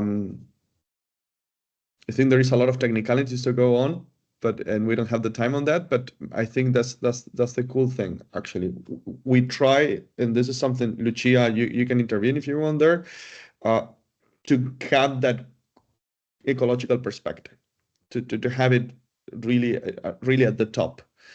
And to address things that have been overlooked systematically. That is why Lucia was showing the structural and functional aspects, and how, from a more scientific and purely ecological perspective, we are trying also to highlight things that have been systematically overlooked in the design or analysis and implementation and management of MPAs, right? So has this purely ecological perspective also from the knowledge that is available. Yes. Can I comment one more thing, Ivana? Sorry. Yes. your question, Joan, that actually Lawrence answered super nicely. So I had to only do to put the okay there. Yes, depending on the boundary penalties that you have, so how much continuity in your habitat you want, the percentage will not be exactly that. It will change, right? And this is actually an important question that we need to start thinking. Is 10% of the area, or is a percentage of the nature value of interest? Or of importance, because these are the two things that we need to start thinking. Frequently, we think about the 10% from an area perspective, okay, and that area includes something of relevant, or is amount from the nature value that we are trying to protect, we need to keep, and that will define areas that are a bit larger to keep those ones like in a healthy condition, right? This is something that we actually sometimes we don't think when we think about the 30 by 30 and and 10% strictly, is that the percentages are not necessarily the area also. It can be actually how much of the nature value I need to conserve actually, and there the area that I need to grant for that to happen. So I think this is something also that actually, by putting the ecological perspective that you talk about, John, now, and that Lucia was mentioning with the different criteria, we are trying also to start thinking about. But those numbers sometimes require a bit more of an interpretation, right? These are targets that they were defined at a really high level, sometimes really distant from the actual actions. And the story actually completely different when it changes when you go and analyze the ecological data and the environmental data and the human pressures available, and start thinking how to do this in a meaningful way from an ecological perspective, right? So things to start thinking about actually on how those areas are meaningful or not, or what it implies for making actually the conservation measures that we want to implement meaningful for the persistence of the nature values that we want to protect. Okay. Yes, we have, I think, a question in the Q&A. Just a moment. Yeah. From Christina, do any of the presented tools include eutrophication as a pressure on modeling potential conservation areas and designing appropriate management measures? Hi, Christina. How are you? Yes, they do. Explicitly as eutrophication, like the outputs of the actual eutrophication, so basically enrichment, or from the perspective of the nutrients. So all of them include that. Actually, a lot of the layers today available, actually, Stefano, you can correct me, also in tools for MSP also allow actually the modeling of the things related to pollution in the general perspective. It's not only eutrophication, there are other things involved. And Plan Waste for Blue does it too. So we have the layers and the consideration of those things inside. Usually is not what you're asking also from the perspective of the Baltic and the importance of eutrophication there. But it's a general problem and it's in there. So, we have actually that information included in the tools. Stefano, you want to add something on there? But I think it's also the case in tools for MSP, right? Yeah, that's the case, and I think it can be incorporated in two ways. One is an approximate estimation starting from the human use, but of course we can also introduce some eutrophication pressure directly into the tool, maybe providing pre-processing analysis from Copernicus models or other models that have better investigate the primary some proxy layer for the eutrophication. So you have different. You can introduce the eutrophication pressure in different levels. It depends from the quality, the data availability, and the type of analysis that you want to perform. And the needs to join the tool, a specific application of the tool to specific management question is also a critical point of the methodology that we propose, because it's also a way to, let's say, identify if the data are appropriate to the scope of the analysis. So having this context, we have tried to align the methodology to a risk-based assessment procedure. So clearly identify the context and the scope and which are the data availability, but especially which are the measure, the question that we want to you want to answer, is also a way to identify the best tool that is in line with your expectation and the data, the quality of the assessment that you want to achieve. Just to add also a comment to the previous question. Yeah, I think it's a really good point, Stefano. And also one of the things is that, as Stefano was mentioning, there are different ways actually to incorporate this information, even through proxies, not only the actual information or the prediction of the process, but also proxies like productivity actually in the area and so on. So there are different approaches. The tools have been incorporated in these things, and one of the important things is the data quality in the different places for doing this, and what is possible and feasible. In the Baltic, there is a lot of information for that. I think it's a good old friend that we need to incorporate always. I don't know how good friend, but it's something that is always there, and we have incorporated systematically in multiple of the analysis. So yes.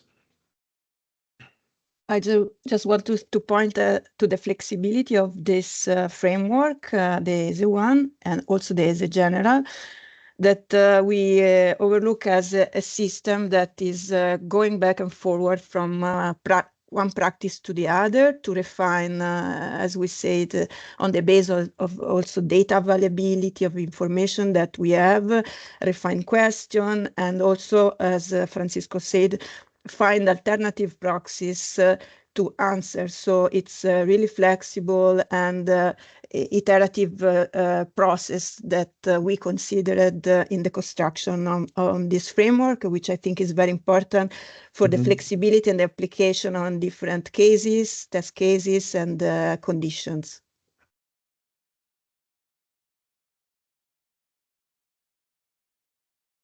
Thank you so much. I see some reactions.